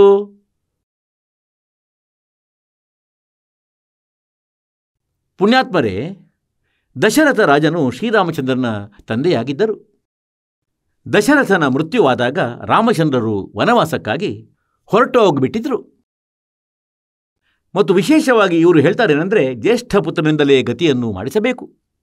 ಈಗ ಆ ಜ್ಯೇಷ್ಠ ಪುತ್ರ ಕಾಡಿನಲ್ಲಿ, ಈಗ ಹೇಳಿ ಅವನ ಗತಿ ಹೇಗಾಯಿತು? ನಂತರ ಇವರು ಮೂರ್ಖರನ್ನಾಗಿಸ್ತಾರೆ. ಅಂದರೆ ಶ್ರೀರಾಮಚಂದ್ರ ಮತ್ತು ಸೀತೆಯು ಅಲ್ಲಿ ಶ್ರಾದ್ದವನ್ನು ಮಾಡಿದರು ದಶರಥನದು ಎಂದು, ಅವರ ತಂದೆಯದು ಎಂದು.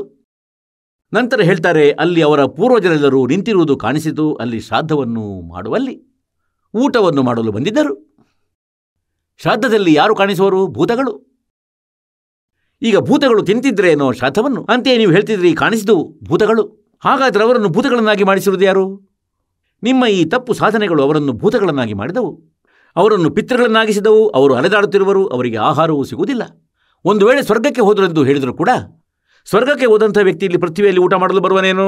ವಾ ಸೋದರ ವಾ, ಮೂರ್ಖರನ್ನಾಗಿಸ್ತಾರೆ. ಸ್ವರ್ಗದಲ್ಲಿ ಎಲ್ಲ ಸೌಕರ್ಯಗಳು ಇಲ್ಲಿಗಿಂತಲೂ ಬಹಳ ಚೆನ್ನಾಗಿವೆ. ಹಾಗಾಗಿ ಅವರು ಎಲ್ಲೂ ಹೋಗಿಲ್ಲ. ತಪ್ಪು ಸಾಧನೆ ಮಾಡುವುದರಿಂದ ಅವರು ಪ್ರೇತಾತ್ಮವಾಗಿ ಅಲೆಯುತ್ತಿದ್ದಾರೆ. ಮತ್ತು ಪ್ರೇತವಾಗಲು ಇದೇ ಕಾರಣವಾಗಿದೆ. ಅಂದರೆ ಈ ಲೋಕವೇದದ ಆಧಾರದಿಂದ ನಾವು ಸಾಧನೆಯನ್ನು ಮಾಡಿದೆವು ಮತ್ತು ನಾವು ಭೂತಗಳಾದೆವು. ಮತ್ತು ಶ್ರೀಮದ್ ಭಗವದ್ಗೀತೆಯ ಅಧ್ಯಾಯ ಸಂಖ್ಯೆ 9 ಶ್ಲೋಕ ಸಂಖ್ಯೆ 25ರಲ್ಲಿ ಹೇಳಿದ್ದೇನೆ ಅಂದರೆ, ಯಾರು ದೇವತೆಗಳ ಪೂಜೆ ಮಾಡುತ್ತಾರೆ ದೇವತೆಗಳನ್ನು ಅವರು ಪ್ರಾಪ್ತಿಸುತ್ತಾರೆ,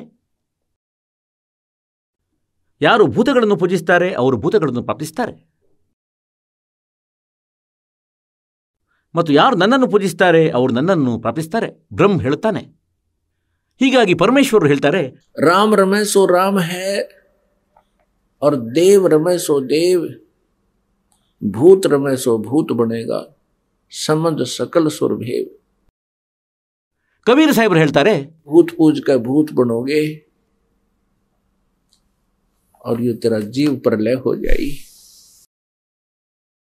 ಹಾಗಾಗಿ ಇಲ್ಲಿ ಪರಮಾತ್ಮ ನಮಗೆ ನೆನಪಿಸ ಬಯಸ್ತಾರೆ ಏನೆಂದರೆ, ಪುತ್ರನಿಂದ ಗತಿಯಾಗದು, ಪುತ್ರನಾಗಲಿ ಅಥವಾ ಪುತ್ರಿ ಆಗಲಿ ಪರಮಾತ್ಮನ ಗಿಫ್ಟ್, ಪರಮಾತ್ಮನ ಕೊಡುಗೆ ಮತ್ತು ಪರಮಾತ್ಮನ ಮಕ್ಕಳು. ಮತ್ತು ತಮ್ಮ ಕರ್ತವ್ಯವೇನಿದೆ ಅದನ್ನು ಪೂರ್ಣಗೊಳಿಸಿ ಮತ್ತು ತಾವು ಭಕ್ತಿಯನ್ನು ಕೂಡ ಮಾಡಿ ಮತ್ತು ಮಗ ಹಾಗೂ ಮಗಳನ್ನು ಸಾಧನೆಯಲ್ಲಿ ಭಕ್ತಿಯಲ್ಲಿ ತೊಡಗಿಸಿ. ಈ ಪ್ರಕಾರದಿಂದ ನಾವು ಈ ಕಾಲನ ಏನು ರೀತಿ ರಿವಾಜುಗಳಿವೆ ಇವುಗಳಿಂದಲೂ ಹೊರಗೆ ಬರಬೇಕಾಗಿದೆ. ಆಗ ನಾವು ಪರಮಾತ್ಮನನ್ನು ಪಡೆಯಬಲ್ಲೆವು. ಏನು ಹೇಳ್ತಾರೆ ಭಗವಂತ?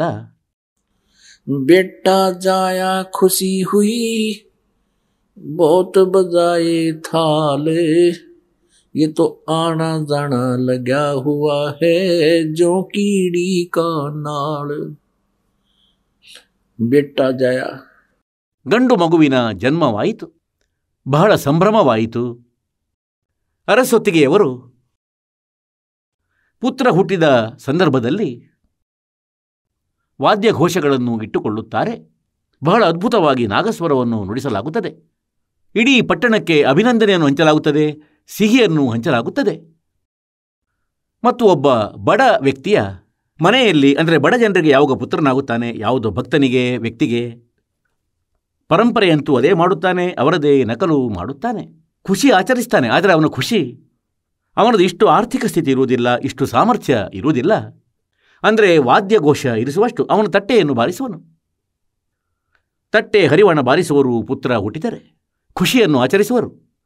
ಮತ್ತು ನೆರೆ ಹೊರೆಯರಿಗೆ ಎಲ್ಲರಿಗೂ ತಿಳಿದು ಬಂದೇ ಬರ್ತಿತ್ತಂದರೆ ಅವರ ಪುತ್ರ ವಧುವಿಗೆ ಮಗು ಆಗುವುದರಲ್ಲಿತ್ತು. ಯಾರ ಮನೆಯಿಂದ ತಟ್ಟೆ ಬಾರಿಸುವ ಶಬ್ದ ಬರ್ತಿತ್ತೋ ಜನರು ತಿಳಿದುಕೊಳ್ತಿದ್ರು ಅವರಿಗೆ ಪುತ್ರ ಜನಿಸಿದ್ದಾನೆಂದು. ये तो आना जाना लगा हुआ है जो कीड़ी का नाल. ಒಬ್ಬ ವ್ಯಕ್ತಿಗೆ ವಿವಾಹವಾದ 12 ವರ್ಷದ ನಂತರ ಪುತ್ರನ ಪ್ರಾಪ್ತಿಯಾಯಿತು. ಮತ್ತು ಅವರು ಒಂದು ಬಹಳ ದೊಡ್ಡ ಸಂಭ್ರಮಾಚರಣೆಯನ್ನು ಮಾಡಿದರು. ಅದಕ್ಕಾಗಿ ಲಕ್ಷಾಂತರ ರೂಪಾಯಿಗಳನ್ನು ಖರ್ಚು ಮಾಡಿದರು. ಬಹಳಷ್ಟು ವ್ಯಕ್ತಿಗಳನ್ನು ಆಮಂತ್ರಿಸಿದರು. ಮತ್ತು ಅದೇ ಮಗುವಿನ ನಂತರ 2ನೇ ಜನ್ಮದಿನವನ್ನು ಆಚರಿಸಲಾರದಾಯಿತು. ಅದರ ಮೊದಲೇ ಮೃತ್ಯುವಿಗೆ ಪ್ರಾಪ್ತವಾಯಿತು. ಈಗ ಪುಣ್ಯಾತ್ಮರೇ, ಪರಮಾತ್ಮ ಹೇಳ್ತಾರೆ, झूठे सुख को सुख है ये मान रहा मनमोद, ये सकल जबीना काल का. ಇಲ್ಲೆಲ್ಲರೂ ಕಾಲನ ಆಹಾರವಾಗಿದ್ದಾರೆ. और कुछ मुख में कुछ बोध. 1 ಲಕ್ಷ ಜನರನ್ನು ಇವನು ಪ್ರತಿದಿನ ತಿನ್ನುತ್ತಾನೆ. ಲೆಕ್ಕ ಹಾಕಿಕೊಳ್ಳಿ, ಪ್ರತಿದಿನ ಎಷ್ಟು ವ್ಯಕ್ತಿಗಳು ಸಾಯುತ್ತಾರೆ. ಮತ್ತು 1.25 ಲಕ್ಷ ಇವನು ನಿತ್ಯ ಉತ್ಪತ್ತಿ ಮಾಡುತ್ತಾನೆ. ಇಂತಹ ವಿಧಾನವಿದೆ. 25% ಎಕ್ಸ್ಟ್ರಾ ಜನ್ಮ ನೀಡುತ್ತಾನೆ. ಹಾಗಾಗಿ ಇಲ್ಲಿ ಪರಮಾತ್ಮ ಹೇಳ್ತಾರೆ, बेटा जाया खुशी हुई खूब जाए थाल आना जाना लगा हुआ है जो कीड़ी का नाड़ है। ಒಂದೇ ರಸ್ತೆಯಿಂದ ಹೋಗುತ್ತಿದ್ದಾರೆ, ಒಂದೇ ರಸ್ತೆಯಿಂದ ಬರುತ್ತಿದ್ದಾರೆ. ಜನ್ಮ ಪಡೆಯುವವರದ್ದು ಕೆಳಗಿನ ಕಡೆಗೆ ಸಾಲೇ ಇದೆ ಮತ್ತು ಮೃತ್ಯುವಿನ ಬಳಿಕ ಮೇಲಕ್ಕೆ ಹೋಗುವವರದ್ದು ಕೂಡ ಸಾಲು ಇದೆ ಅದೇ ರಸ್ತೆಯಲ್ಲಿ. ಇಂತಹ ಸ್ಥಿತಿಯಾಗಿದೆ ಜೀವಾತ್ಮದಂದರೆ. ಇರುವೆಗಳ ಸಾಲನ್ನು ತಾವು ನೋಡಿರಬಹುದು. ಇರುವೆಗಳ ಸಾಲಿನ ಹಾಗೆ ಇರುತ್ತದೆ. ಈ ಇರುವೆಗಳು ಹೀಗೀಗೆ ಲಕ್ಷಾಂತರ ಈ ಕಡೆ ಹೋಗುತ್ತವೆ, ಲಕ್ಷಾಂತರ ಆ ಕಡೆ ಹೋಗುತ್ತವೆ. ಒಂದು ನಿಮಿಷದ ಬಿಡುವಂತೂ ಇಲ್ಲ. ಹೀಗಾಗಿ ಪರಮಾತ್ಮ ಹೇಳ್ತಾರೆ, आना जाना लगा हुआ है जो कीड़ी का नाल है.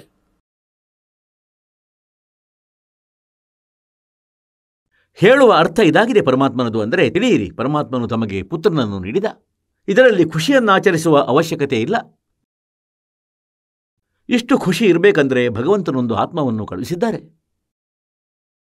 ಮತ್ತು ನಾವು ಇದನ್ನು ಪ್ರಭುವಿನ ಚರಣಗಳಲ್ಲಿ ಸಮರ್ಪಿತಗೊಳಿಸಬೇಕು ಮತ್ತು ಅವನ ಸೇವೆಯನ್ನು ಮಾಡಬೇಕು. ಆ ಪರಮಾತ್ಮನ ಮಗುವಿನದು, ಆತ್ಮದ್ದು, ಹುಡುಗನಿರಲಿ ಅಥವಾ ಹುಡುಗಿರಲಿ. ಈಗ ಪರಮಾತ್ಮ ಹೇಳ್ತಾರೆ, ಕಬೀರ ಸಾಹೇಬರು, राम रटत कन्या भली साकट भलो न पूत जैसे बकरी के गल में गल थना जिसमें दूध न मूत. ಮೇಕೆಯ ಕತ್ತಲ್ಲಿ ಒಂದು ಸ್ತನದಂತಹ ಒಂದು ಎಕ್ಸ್ಟ್ರಾ ಚರ್ಮ ಒಂದು ನೇತಾಡುತ್ತದೆ, ಸ್ತನದಂತೆ, ಸ್ತನದ ಆಕಾರದಂತೆ. ಹಾಗಾಗಿ ಉದಾಹರಣೆ ನೀಡುತ್ತಾರೆ ಪರಮೇಶ್ವರ ಕವಿರರು. ಅಂದರೆ ರಾಮ ರಟತ್ ಕನ್ಯಾ ಭಲಿ, ಪುತ್ರಿ ಉತ್ತಮಳು ಯಾರು ಭಗವಂತನ ಭಕ್ತಿಯನ್ನು ಮಾಡುತ್ತಾಳೆ. और साकट भला न पूत,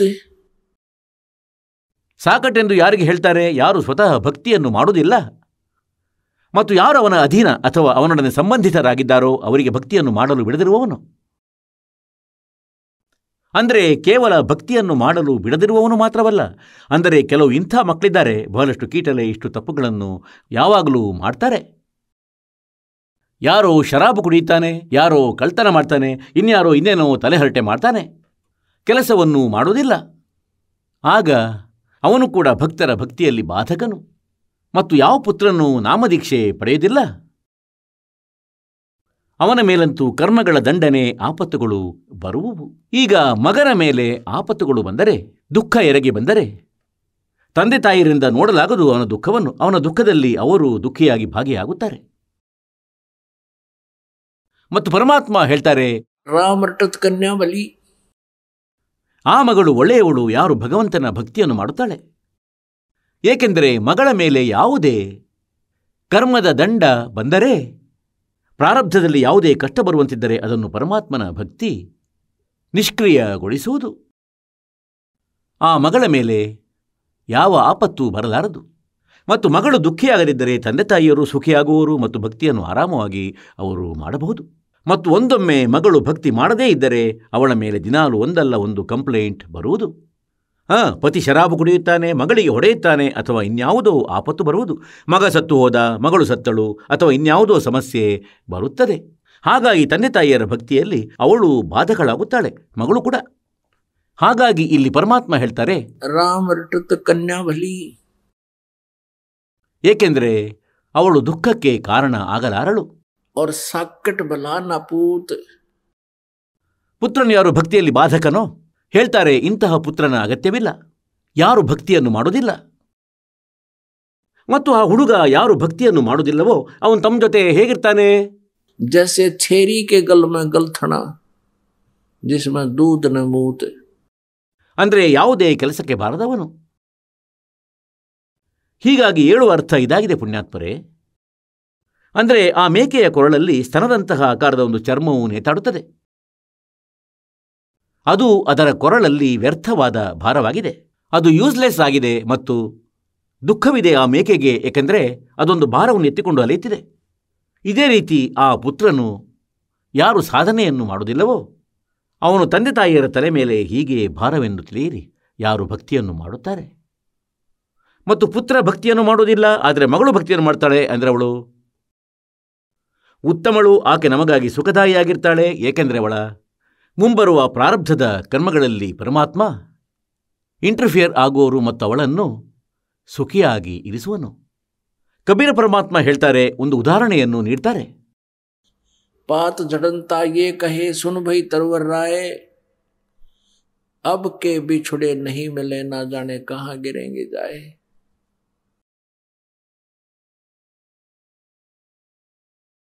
ಹೇಗೆಂದರೆ, ಒಂದು ಪರಿವಾರದ ಸದಸ್ಯನ ಮೃತ್ಯು ಆಗುತ್ತದೆ. ಕಾರಣ ಇಂಥ ಯಾವುದೋ ಕಾಯಿಲೆ ಬರುತ್ತದೆ ಅಂದರೆ ಈಗ ಸಾವು ನಿಶ್ಚಿತವಾಗಿದೆ.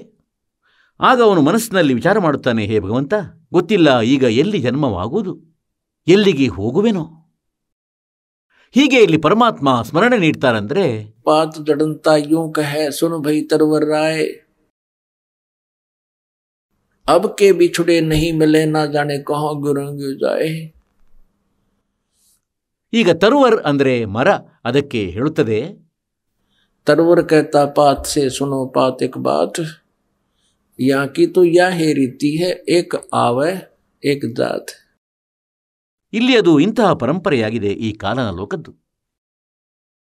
यहाँ की यह ರೀತಿ है, ಇಲ್ಲಿಯದ್ದು ಇಂಥದ್ದೇ ವ್ಯವಸ್ಥೆಯಾಗಿದೆ, ಇದು ಸ್ಥಿರ ವ್ಯವಸ್ಥೆಯಾಗಿದೆ ಇಲ್ಲಿಯದು. ಅಂದರೆ ಯಾರ್ದು ಜನ್ಮವಾಗಿದೆ ಅವರ ಮೃತ್ಯು ಅವಶ್ಯ ಆಗುವುದು. ಹಾಗಾದರೆ ಆ ಸ್ಥಾನ ಎಲ್ಲಿದೆ, ಎಲ್ಲಿ ಇಂಥ ವ್ಯವಸ್ಥೆ ಇರುವುದಿಲ್ಲ? ಏಕೆಂದರೆ ನಾವು ಯಾರು ಮೃತ್ಯುವನ್ನು ಬಯಸುವುದಿಲ್ಲ. ಹಾಗೆ ನೋಡಿದರೆ ಮೃತ್ಯು ಎಂಬುದು ಏನದು ಮತ್ತು ಯಾಕಾಗಿ? ಯಾವಾಗ ಇಂದು ನಾವು ಮತ್ತು ನಮ್ಮವರು ಬೇಕಾದರೆ ದುಃಖ ಇರಲಿ, ಬೇಕಾದರೆ ಸುಖ ಇರಲಿ, ಪರಿವಾರವಿದೆ, ಸಂಪತ್ತಿದೆ, ಸಣ್ಣ ಪುಟ್ಟದು ಹೇಗಾದರೆ ಇರಲಿ, ಈಗ ನಾವು ನೋಡಿ ಎಷ್ಟು ಖುಷಿಯಿಂದ ಇದ್ದೇವೆ ಮತ್ತು ಒಂದು ನಿಮಿಷದಲ್ಲಿ ಮೃತ್ಯು ಆಗುತ್ತದೆ. ಹಾಗಾದರೆ ಇದೇನಾಗುತ್ತಿದೆ ನಮ್ಮೊಡನೆ? ಒಂದು ಬಹಳ ದೊಡ್ಡ ಮೋಸವಾಗಿದೆ. ನಮ್ಮನ್ನು ಖಚಿತವಾಗಿ ಮೂರ್ಖರನ್ನಾಗಿಸಿಟ್ಟಿದ್ದಾರೆ. ನಿಸ್ಸಂಶಯವಾಗಿ ಪ್ರತಿದಿನ ನಾವು ನೋಡುತ್ತೇವೆ, ಅವರ ಮಗ ಸತ್ತು ಹೋದ, ಅವರ ಮಗಳು ಸತ್ತು ಹೋದಳು, ಅವರ 2 ಪರಿವಾರಗಳ ಸದಸ್ಯರು ಒಂದು ಆಕ್ಸಿಡೆಂಟ್ನಲ್ಲಿ ಸತ್ತು ಹೋದರು. ತಮಗಂತೂ ಭಯ ಖಂಡಿತವೂ ಇಲ್ಲ, ತಮ್ಮ ಬಗ್ಗೆ ಚಿಂತೆಯನ್ನೇ ಮಾಡುವುದಿಲ್ಲ. ಇಷ್ಟೆಲ್ಲ ಆದರೂ ನಾವು ಹೀಗೆ ಮೋಜಲ್ಲಿರ್ತೇವೆ. ಪರಮಾತ್ಮ ಹೇಳುತ್ತಾರೆ, मौत बिसारी बावड़े तो अचरज कर दिया कौन, तन माटी में मिल जाएगा जो आटे में लौन. ಒಂದು ಬಾರಿ ಯುಧಿಷ್ಠಿರನೊಡನೆ ಯಕ್ಷನು ಪ್ರಶ್ನೆಯನ್ನು ಮಾಡಿದನು. ಅಂದರೆ ಈ ವಿಶ್ವದಲ್ಲಿ ಎಲ್ಲಕ್ಕಿಂತ ದೊಡ್ಡ ಆಶ್ಚರ್ಯ ಯಾವುದು? ಯುಧಿಷ್ಠಿರನು ಉತ್ತರ ನೀಡಿದ್ದನು ಏನೆಂದರೆ, ಎಲ್ಲಕ್ಕಿಂತ ದೊಡ್ಡ ಆಶ್ಚರ್ಯ ಇದಾಗಿದೆ ಅಂದರೆ, ನಾವು ಪ್ರತಿದಿನ ಅನ್ಯರು ಸಾಯುವುದನ್ನು ನೋಡುತ್ತೇವೆ, ಆದರೆ ತನ್ನ ಸಾವಿನ ಚಿಂತೆ ಖಂಡಿತವೂ ಆಗುವುದಿಲ್ಲ. ಹಾಗಾಗಿ ಇಲ್ಲಿ ಪರಮಾತ್ಮ ಕಬೀರರು ಹೇಳ್ತಾರೇನೆಂದರೆ, कि मौत भूल गया बावड़े, तने अचरज किया कौन, और तन माटी में मिल जाएगा जो आटे में लौन. ಈಗ ಮೃತ್ಯು ಅಂತೆಯೇ ಎಲ್ಲರಿಗೂ ತಿಳಿದಿದೆ, ಮೃತ್ಯುವಂತೂ ಆಗುವುದು, ತಮಗೂ ತಿಳಿದಿದೆ.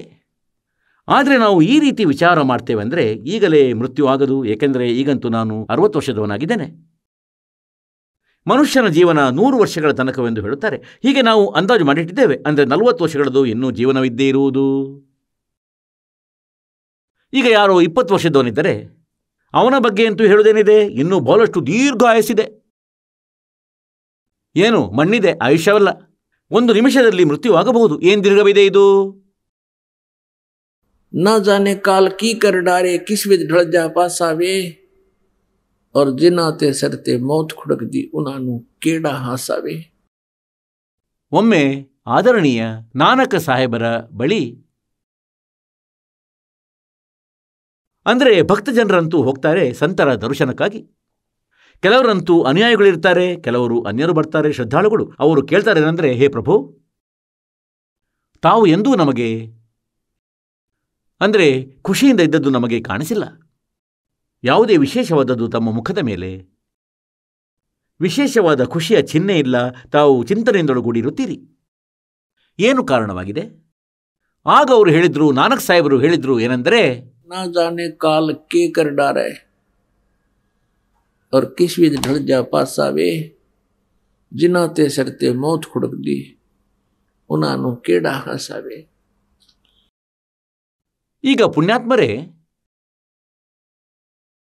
ಈಗ ಸಂತರಿಗೆ ತಿಳಿದು ಬರುವುದು ಅಂದರೆ ಇಲ್ಲಿ ಯಾವ ವಿಷಯದ ಮೇಲೆ ಖುಷಿಯನ್ನು ಆಚರಿಸ್ತಾರೆ, ಯಾವ ವಿಷಯಕ್ಕಾಗಿ ವಾದ್ಯವನ್ನು ಬಾರಿಸ್ತಾರೆ. ವಿವಾಹದ ದಿನದಂದಂತೂ ಭೂಮಿ ಆಕಾಶ ಒಂದು ಮಾಡಿಬಿಡುತ್ತಾರೆ ಮೂರ್ಖತನದ ಕಾರಣದಿಂದಾಗಿ ಈ ಜನರು. ಮತ್ತು ಇಂದಂತೂ ಒಂದು ಬೇರೆ ಹೊಸ ರೋಗ ಅಂಟಿಕೊಂಡಿದೆ, ಡಿಜೆ ವಾರಿಸುವಂತಹದ್ದು. ಮತ್ತು ಜೊತೆಯಲ್ಲಿ ಒಂದು ಹೊಸತು ನಾಟಕ ಮಾಡತೊಡಗಿದ್ದಾರೆ. ಎಲ್ಲರೂ ಕುಣಿಯುವರು. ಹೊರಗೆ ಬಂದು ಮಗ ಮತ್ತು ಮಗಳು ಕೂಡ, ತಂದೆ ಮತ್ತು ತಾಯಿ ಕೂಡ. ಕುಣಿಯುತ್ತಿದ್ದಾರೆ ಎಲ್ಲರೂ ಜ್ಞಾನವೇ ಇಲ್ಲದೆ. ನಾಚಿಕೆ ಉಳಿಯಲಿಲ್ಲ, ಲಜ್ಜೆ ಉಳಿಯಲಿಲ್ಲ. ಮತ್ತು ಯಾಕಾಗಿ ಕುಣಿಯುತ್ತಿರುವಿರಿ? ಪುತ್ರನ ವಿವಾಹವಾಗುತ್ತಿದೆ. ಒಮ್ಮೆ ಏನಾಯ್ತಂದ್ರೆ, ಹಾಗಂತೂ ಇಂಥ ಬಹಳ ಘಟನೆಗಳು ಘಟಿಸುತ್ತವೆ. ಆದರೆ ಕೆಲವೊಂದು ಹೃದಯಕ್ಕೆ ನಾಟಿ ಹೋಗುತ್ತವೆ. ಒಂದು ಸಮಾಚಾರ ಪತ್ರದಲ್ಲಿ ಬರೆದಿತ್ತು ಏನಂದರೆ, ರೋಹತಕ್ನ ಒಬ್ಬ ಹುಡುಗನ ವಿವಾಹವಿತ್ತು. ಮೊದಲ ದಿನದ ಫೋಟೋ ಹಿಡಿದಿಟ್ಟಿದ್ರು, ಡಿಜೆ ಬಾರಿಸಿ ತಂದು ಕುಣಿಯುತ್ತಿದ್ರು, ಹಾಗೆ ಹೀಗೆ ಎಂದು ಡ್ಯಾನ್ಸ್ ಮಾಡ್ತಿದ್ರು, ಮೋಜು ಮಸ್ತಿ ಮಾಡ್ತಿದ್ರು. ಮರುದಿನ ದಿಬ್ಬಣ ಹೋಗಬೇಕಾಗಿತ್ತು. ಬೆಳಿಗ್ಗೆ ಕಲಾನೌರ್ ಬಳಿ, ರೋಹತಕ್ನಿಂದ ಸರಿಸುಮಾರು 20 ಕಿಲೋಮೀಟರ್ ದೂರದಲ್ಲಿ, 15-20 ಕಿಲೋಮೀಟರ್ ದೂರದಲ್ಲಿ ಒಂದು ಊರಿದೆ ಕಲಾನೌರ್ ಹೆಸರಿನ. ಅದರ ಬಳಿ ಆಕ್ಸಿಡೆಂಟ್ ಆಗೋಯ್ತು. ವರನು ಮೃತ್ಯುವಶವಾದ. 4-5 ಜನರು ಇನ್ನೂ ಹೋಗ್ಬಿಟ್ರು.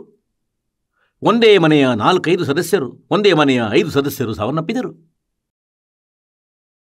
ಈಗ ಮೊದಲನೇ ದಿನವಂತೂ ಅಲ್ಲಿ ಡ್ಯಾನ್ಸ್ ಆಗುತ್ತಿತ್ತು ಮತ್ತು ಈಗ ಅವರು ಗೋಳಿಡುತ್ತಿದ್ದಾರೆ.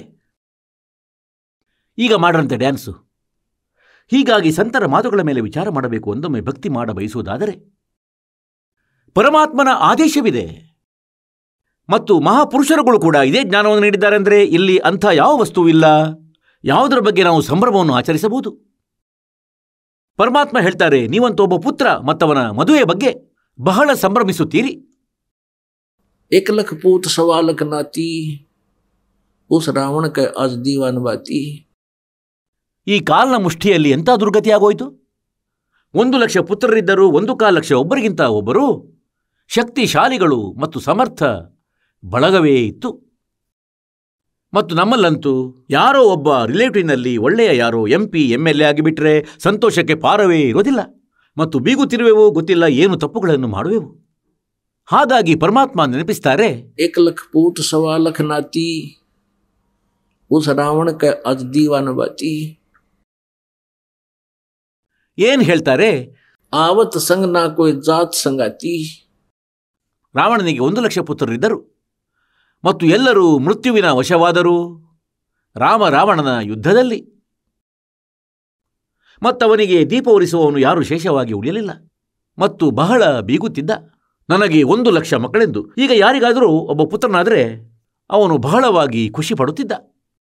ಮತ್ತು ಇವಾಗ ಅಂದರೆ ಹಿಂದೆ 20-30 ವರ್ಷಗಳ ಮೊದಲು, 40 ವರ್ಷಗಳ ಮೊದಲಂತೂ ಎಷ್ಟು ಪುತ್ರರಾಗಿದ್ದರೂ ಕಡಿಮೆ ಮತ್ತು ಎಷ್ಟು ಅಧಿಕ ಪುತ್ರರಾಗುತ್ತಿದ್ದರೂ ಅಷ್ಟೇ ದೊಡ್ಡ ಖುಷಿ, ಸಂತಸಕ್ಕೆ ಪಾರವೇ ಇರ್ತಿಲ್ಲ ಮನುಷ್ಯನಿಗೆ. ವ್ಯಕ್ತಿಯ ಇಂಥ ಒಂದು ಸ್ಥಿತಿ ಇತ್ತು. ಈಗ ಪರಮಾತ್ಮ ಹೇಳ್ತಾರೆ, 1 लाख पूत 1.25 लाख नाती. ಅವನಿಗಿಂದು ಎಲ್ಲೂ ಯಾರು ದೀಪ ಬೆಳಗುವವನೇ ಇಲ್ಲ. ಈ ಕಾಲನ ಲೋಕದಲ್ಲಿ ಯಾವ ವಸ್ತುಗಳನ್ನು ನೀವು ತನ್ನದೆಂದು ತಿಳಿದು ಮರೆಯುತ್ತಿರುವಿರಿ ಭಗವಂತನನ್ನು ಮತ್ತು ಕುಳಿತಿರುವಿರಿ ಎಲ್ಲವೂ ನಂದೆಂದು. ಇಲ್ಲಿ ಈ ಸ್ಥಾನವು ನಿಮ್ಮದಲ್ಲ, ಈ ನೆಲೆಯು ನಿಮ್ಮದಲ್ಲ. ಇಲ್ಲಂತೂ ಮನುಷ್ಯ ಜೀವನವು ಇದಕ್ಕಾಗಿ ನಿಮಗೆ ಸಿಕ್ಕಿದೆ ಅಂದರೆ ತಾವು ಪರಮಾತ್ಮನ ಸ್ಮರಣೆ ಭಕ್ತಿ ಮಾಡುವಿರೆಂದು. ಪರಮೇಶ್ವರ ಕಬೀರರು ಇದನ್ನೇ ಹೇಳಲು ಬಂದಿದ್ದರು ಆ ಸಮಯದಲ್ಲಿ ತನ್ನ ಮಕ್ಕಳಿಗೆ. ಅಂದರೆ ನೀವು ನನ್ನ ಸಂತಾನವಾಗಿದ್ದೀರಿ, ನೀವು ಸತ್ಯಲೋಕದಲ್ಲಿ ಇರುತ್ತಿದ್ದಿರಿ, ಅಲ್ಲಿ ನಿಮ್ಮ ಜನ್ಮ ಮೃತ್ಯು ಆಗ್ತಿರಲಿಲ್ಲ ಮತ್ತು ಅಲ್ಲಿ ಯಾವ ಕಷ್ಟವೂ ಇರಲಿಲ್ಲ, ಯಾವುದೇ ವಸ್ತುವಿನ ಅಭಾವವೂ ಇರಲಿಲ್ಲ, ಬರಗಾಲ ಬರ್ತಿರ್ಲಿಲ್ಲ, ಫ್ಲಡ್ ಬರ್ತಿರ್ಲಿಲ್ಲ, ಭೂಕಂಪ ಆಗುವುದಿಲ್ಲ. ಅಲ್ಲಿ ಹಚ್ಚ ಹಸಿರಾದ ಮರಗಿಡಗಳು, ಹಚ್ಚ ಹಸಿರು ಎಲ್ಲೆಲ್ಲೂ. ನೀವು ಅದನ್ನೆಲ್ಲ ಬಿಟ್ಟು ಆ ಸುಖವನ್ನು ಇಲ್ಲಿ ಹುಡುಕುತ್ತಿರುವಿರಿ. ಇಲ್ಲಿ ಹುಡುಕಿದರೂ ಆ ಸುಖವಿಲ್ಲ. ಅಲ್ಲಿ ಎಲ್ಲರದು ಅಮರ ಶರೀರವಿದೆ, ತಮ್ಮ ಪರಿವಾರವಿದೆ, ತಮ್ಮದು. ಅಲ್ಲಿ ಇಡೀ ಮಹಲಿಗೆ ಮಹಲೆ ಖಾಲಿಯಾಗಿ ಬಿದ್ದಿದೆ. ಬಹಳ ಸುಂದರವಾದ ಮಹಲು ಆಗಿವೆ ಅವು. ಅಲ್ಲಿಂದ ತಾವು ತಮ್ಮ ತಪ್ಪಿನಿಂದ ಅಲ್ಲಿದೆಲ್ಲವನ್ನೂ ಬಿಟ್ಟು ಬಂದಿರುವಿರಿ. ಈ ಕಾಲ ನಿಮಗೆ ದಾರಿ ತಪ್ಪಿಸಿಬಿಟ್ಟ. ಬಹಳ ಸುಂದರ ತೋಟ ಮಾಡುವೆ, ಉದ್ಯಾನವನವನ್ನು ಮಾಡುವೆ, ಇದು ಮಾಡಿಸುವೆ ಎಂದು. ನಾವೇನಲ್ಲಿಂದ ಪುಣ್ಯ ತಂದಿದ್ದೆವು ಅದನ್ನು ಖರ್ಚು ಮಾಡಿಸಿಬಿಟ್ಟ ಇವನು. ಇಲ್ಲಿ ಕೊಳ್ಳೆ ಹೊಡೆದು ಬಿಟ್ಟ ನಮ್ಮನ್ನು. ಈಗ ತಮ್ಮಿಂದ ಭಕ್ತಿಯನ್ನು ಮಾಡಿಸಿ ಭಕ್ತಿಯಲ್ಲಿ ಅಷ್ಟೇ ಧನಿಕರನ್ನಾಗಿಸಿ, ಎಷ್ಟು ತಾವು ಅಲ್ಲಿಂದ ಧನವನ್ನು ತೆಗೆದು ಬಂದಿದ್ದೀರೋ ಅಷ್ಟೇ ಧನಿಕರನ್ನಾಗಿಸಿ ಮತ್ತಿವನದು ಸಾಲವನ್ನು ತೀರಿಸಿ ನಂತರ ಸತ್ಯಲೋಕಕ್ಕೆ ಕರೆದೊಯ್ಯಲಾಗುವುದು. ಪರಮಾತ್ಮ ಹೇಳುತ್ತಾರೆ, ಕಹೆ ಕಬೀರ್ ಅಂತ್ ಕಿ ಬಾರಿ. ಲಾಸ್ಟ್ ಸಮಯದಲ್ಲಿ, ಅಂತ್ಯದ ಸಮಯದಲ್ಲಿ, ಮೃತ್ಯುವಿನ ಸಮಯದಲ್ಲಿ, ಆವಾಗ ಹಾತ್ ಝಾಡ್ ಜೈಸೆ ಚಲಾ ಜುವಾರಿ. ಹೇಗೆಂದರೆ ಯಾರಾದರೂ ಜೂಜಿನಲ್ಲಿ ಸೋತು ಹೋಗುತ್ತಾನೆ, ಲಕ್ಷಾಂತರ ಕಳ್ಕೊಳ್ತಾನೆ ಮತ್ತು ನಂತರ ಕೈಗೆ ಕೈ ಉಜ್ಜುತ್ತಾ ಹೋಗುತ್ತಾನೆ. ನಾಶವಾಯಿತು, ಅಯ್ಯೋ ಎಲ್ಲವೂ ನಾಶವಾಗಿ ಹೋಯಿತು. ಹೇಳ್ತಾರೆ, ಯಾರು ಸತ್ಯವಾದ ಭಕ್ತಿಯನ್ನು ಮಾಡುವುದಿಲ್ಲ, ಸತ್ಯ ಸಾಧನೆಯನ್ನು ಮಾಡುವುದಿಲ್ಲವೋ, ಕಹೆ ಕಬೀರ್ ಅಂತ್ ಕಿ ಬಾರಿ. हाथ झाड़ जैसे चला जुआरी। ಇಂತಹ ದಿಶೆಯಾಗುವುದು. ಹಾಗಾದರೆ ಇಲ್ಲಿ ನಾವು ಏನು ಸಂತಸವನ್ನು ಸಂಭ್ರಮಿಸುತ್ತೇವೆ? ನಾವು ಯಾವುದೇ ವಸ್ತುವಿನ ಮೇಲೆ ಒಂದು ವಿಶೇಷವಾದ ಪ್ರಕ್ರಿಯೆ ಮಾಡುತ್ತೇವೆ. ಅಂದರೆ ಜನ್ಮದಿನವನ್ನು ಆಚರಿಸುತ್ತೇವೆ, ಅದರಲ್ಲೂ ಗೊತ್ತಿಲ್ಲ ಏನು ನಾಟಕವಾಡ್ತೇವೆ, ಅರ್ಥವಿಲ್ಲದ ತಲೆಹರಟೆಗಳಾಗಿವೆ. ಭಗವಂತ ಪುತ್ರನನ್ನು ಪುತ್ರಿಯನ್ನು ನೀಡಿದ್ದಾನೆ. ಅವರ ಪಾಲನೆ ಪೋಷಣೆ ಮಾಡಿ ಅವರನ್ನು ಓದಿಸಿ ಬರೆಯಿಸಿ ನಂತರ ಅವರಿಂದ ಭಕ್ತಿಯನ್ನು ಮಾಡಿಸಿ ಜೊತೆಯಲ್ಲಿ ಅವರಿಗೆ ಒಳ್ಳೆಯ ಸಂಸ್ಕಾರವನ್ನು ನೀಡಿ ಆ ಮಕ್ಕಳಿಗೆ ಇಷ್ಟೇ ಕೆಲಸವಿರುವುದು. ನಂತರ ಅವರ ವಿವಾಹವನ್ನು ಮಾಡಿ ಮತ್ತು ತಮ್ಮ ಭಕ್ತಿಯನ್ನು ಮಾಡ್ತಾ ಇರಿ. ಅವರು ಕೂಡ ಭಕ್ತಿ ಮಾಡಲಿ, ತಾವೂ ಮಾಡಿ, ತಾವೂ ಪಾರಾಗಿ ಮತ್ತು ಆ ಮಕ್ಕಳನ್ನು ಅದೇ ದಿಶೆಯಲ್ಲಿ ಸಾಗಿಸಿ ಅವರದು ಕಲ್ಯಾಣವಾಗುವುದು. ಆಗ ನೀವು ನಿಜವಾದ ತಂದೆ ತಾಯಿಯರು. ಪರಮಾತ್ಮ ಹೇಳ್ತಾರೆ, ಮಾತಾ ಸೋಯ ಸರಾಯಿಗೆ ಜೋ ಪುತ್ರ ದೇ ಉಪದೇಶ.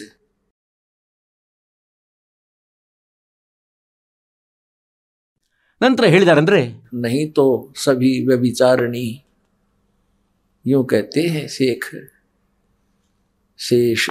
ಈಗ ಪರಮಾತ್ಮ ಹೇಳ್ತಾರೆ ಏನಂದ್ರೆ, ಅಂತಹ ತಾಯಿಯ ಗುಣಗಾನವನ್ನು ಮಾಡಿ. ಯಾರು ತನ್ನ ಪುತ್ರ ಪುತ್ರಿಯರಿಗೆ ಮಕ್ಕಳಿಗೆ ಜ್ಞಾನವನ್ನು ನೀಡುವಂದ್ರೆ ಭಕ್ತಿಯನ್ನು ಮಾಡಬೇಕು ಮಕ್ಕಳೇ.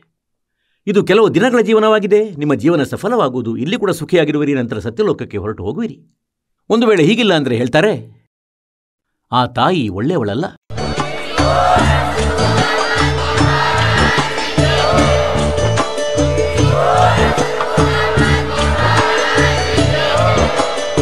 ನೀವು ಕೇಳಿದ್ದೀರಿ ಜಗದ್ಗುರು ತತ್ವದರ್ಶಿ ಸಂತ ರಾಮ್ಪಾಲ್ ಮಹಾರಾಜರ ಮಂಗಳ ಪ್ರವಚನ. ಹೆಚ್ಚಿನ ಮಾಹಿತಿಗಾಗಿ ವಿಸಿಟ್ ಮಾಡಿ ನಮ್ಮ ವೆಬ್ಸೈಟ್ www.jagadguru-rampalji.org. ಸಂತ ರಾಮ್ಪಾಲ್ ಮಹಾರಾಜರ ಶುಭ ಆಶೀರ್ವಾದದಿಂದ ಇಡೀ ವಿಶ್ವದಲ್ಲಿ 500ಕ್ಕೂ ಹೆಚ್ಚು ನಾಮದೀಕ್ಷಾ ಕೇಂದ್ರಗಳಿವೆ. ಇದರಲ್ಲಿ ಸಂತ ರಾಮ್ಪಾಲ್ ಮಹಾರಾಜರಿಂದ ನಿಶುಲ್ಕವಾಗಿ ಆನ್ಲೈನ್ ನಾಮದೀಕ್ಷೆ ಕೊಡಲಾಗುತ್ತಿದೆ. ತಮ್ಮ ಹತ್ತಿರದ ನಾಮದೀಕ್ಷಾ ಕೇಂದ್ರದ ಮಾಹಿತಿಗಾಗಿ ಸಂಪರ್ಕಿಸಿ 888 444 7302.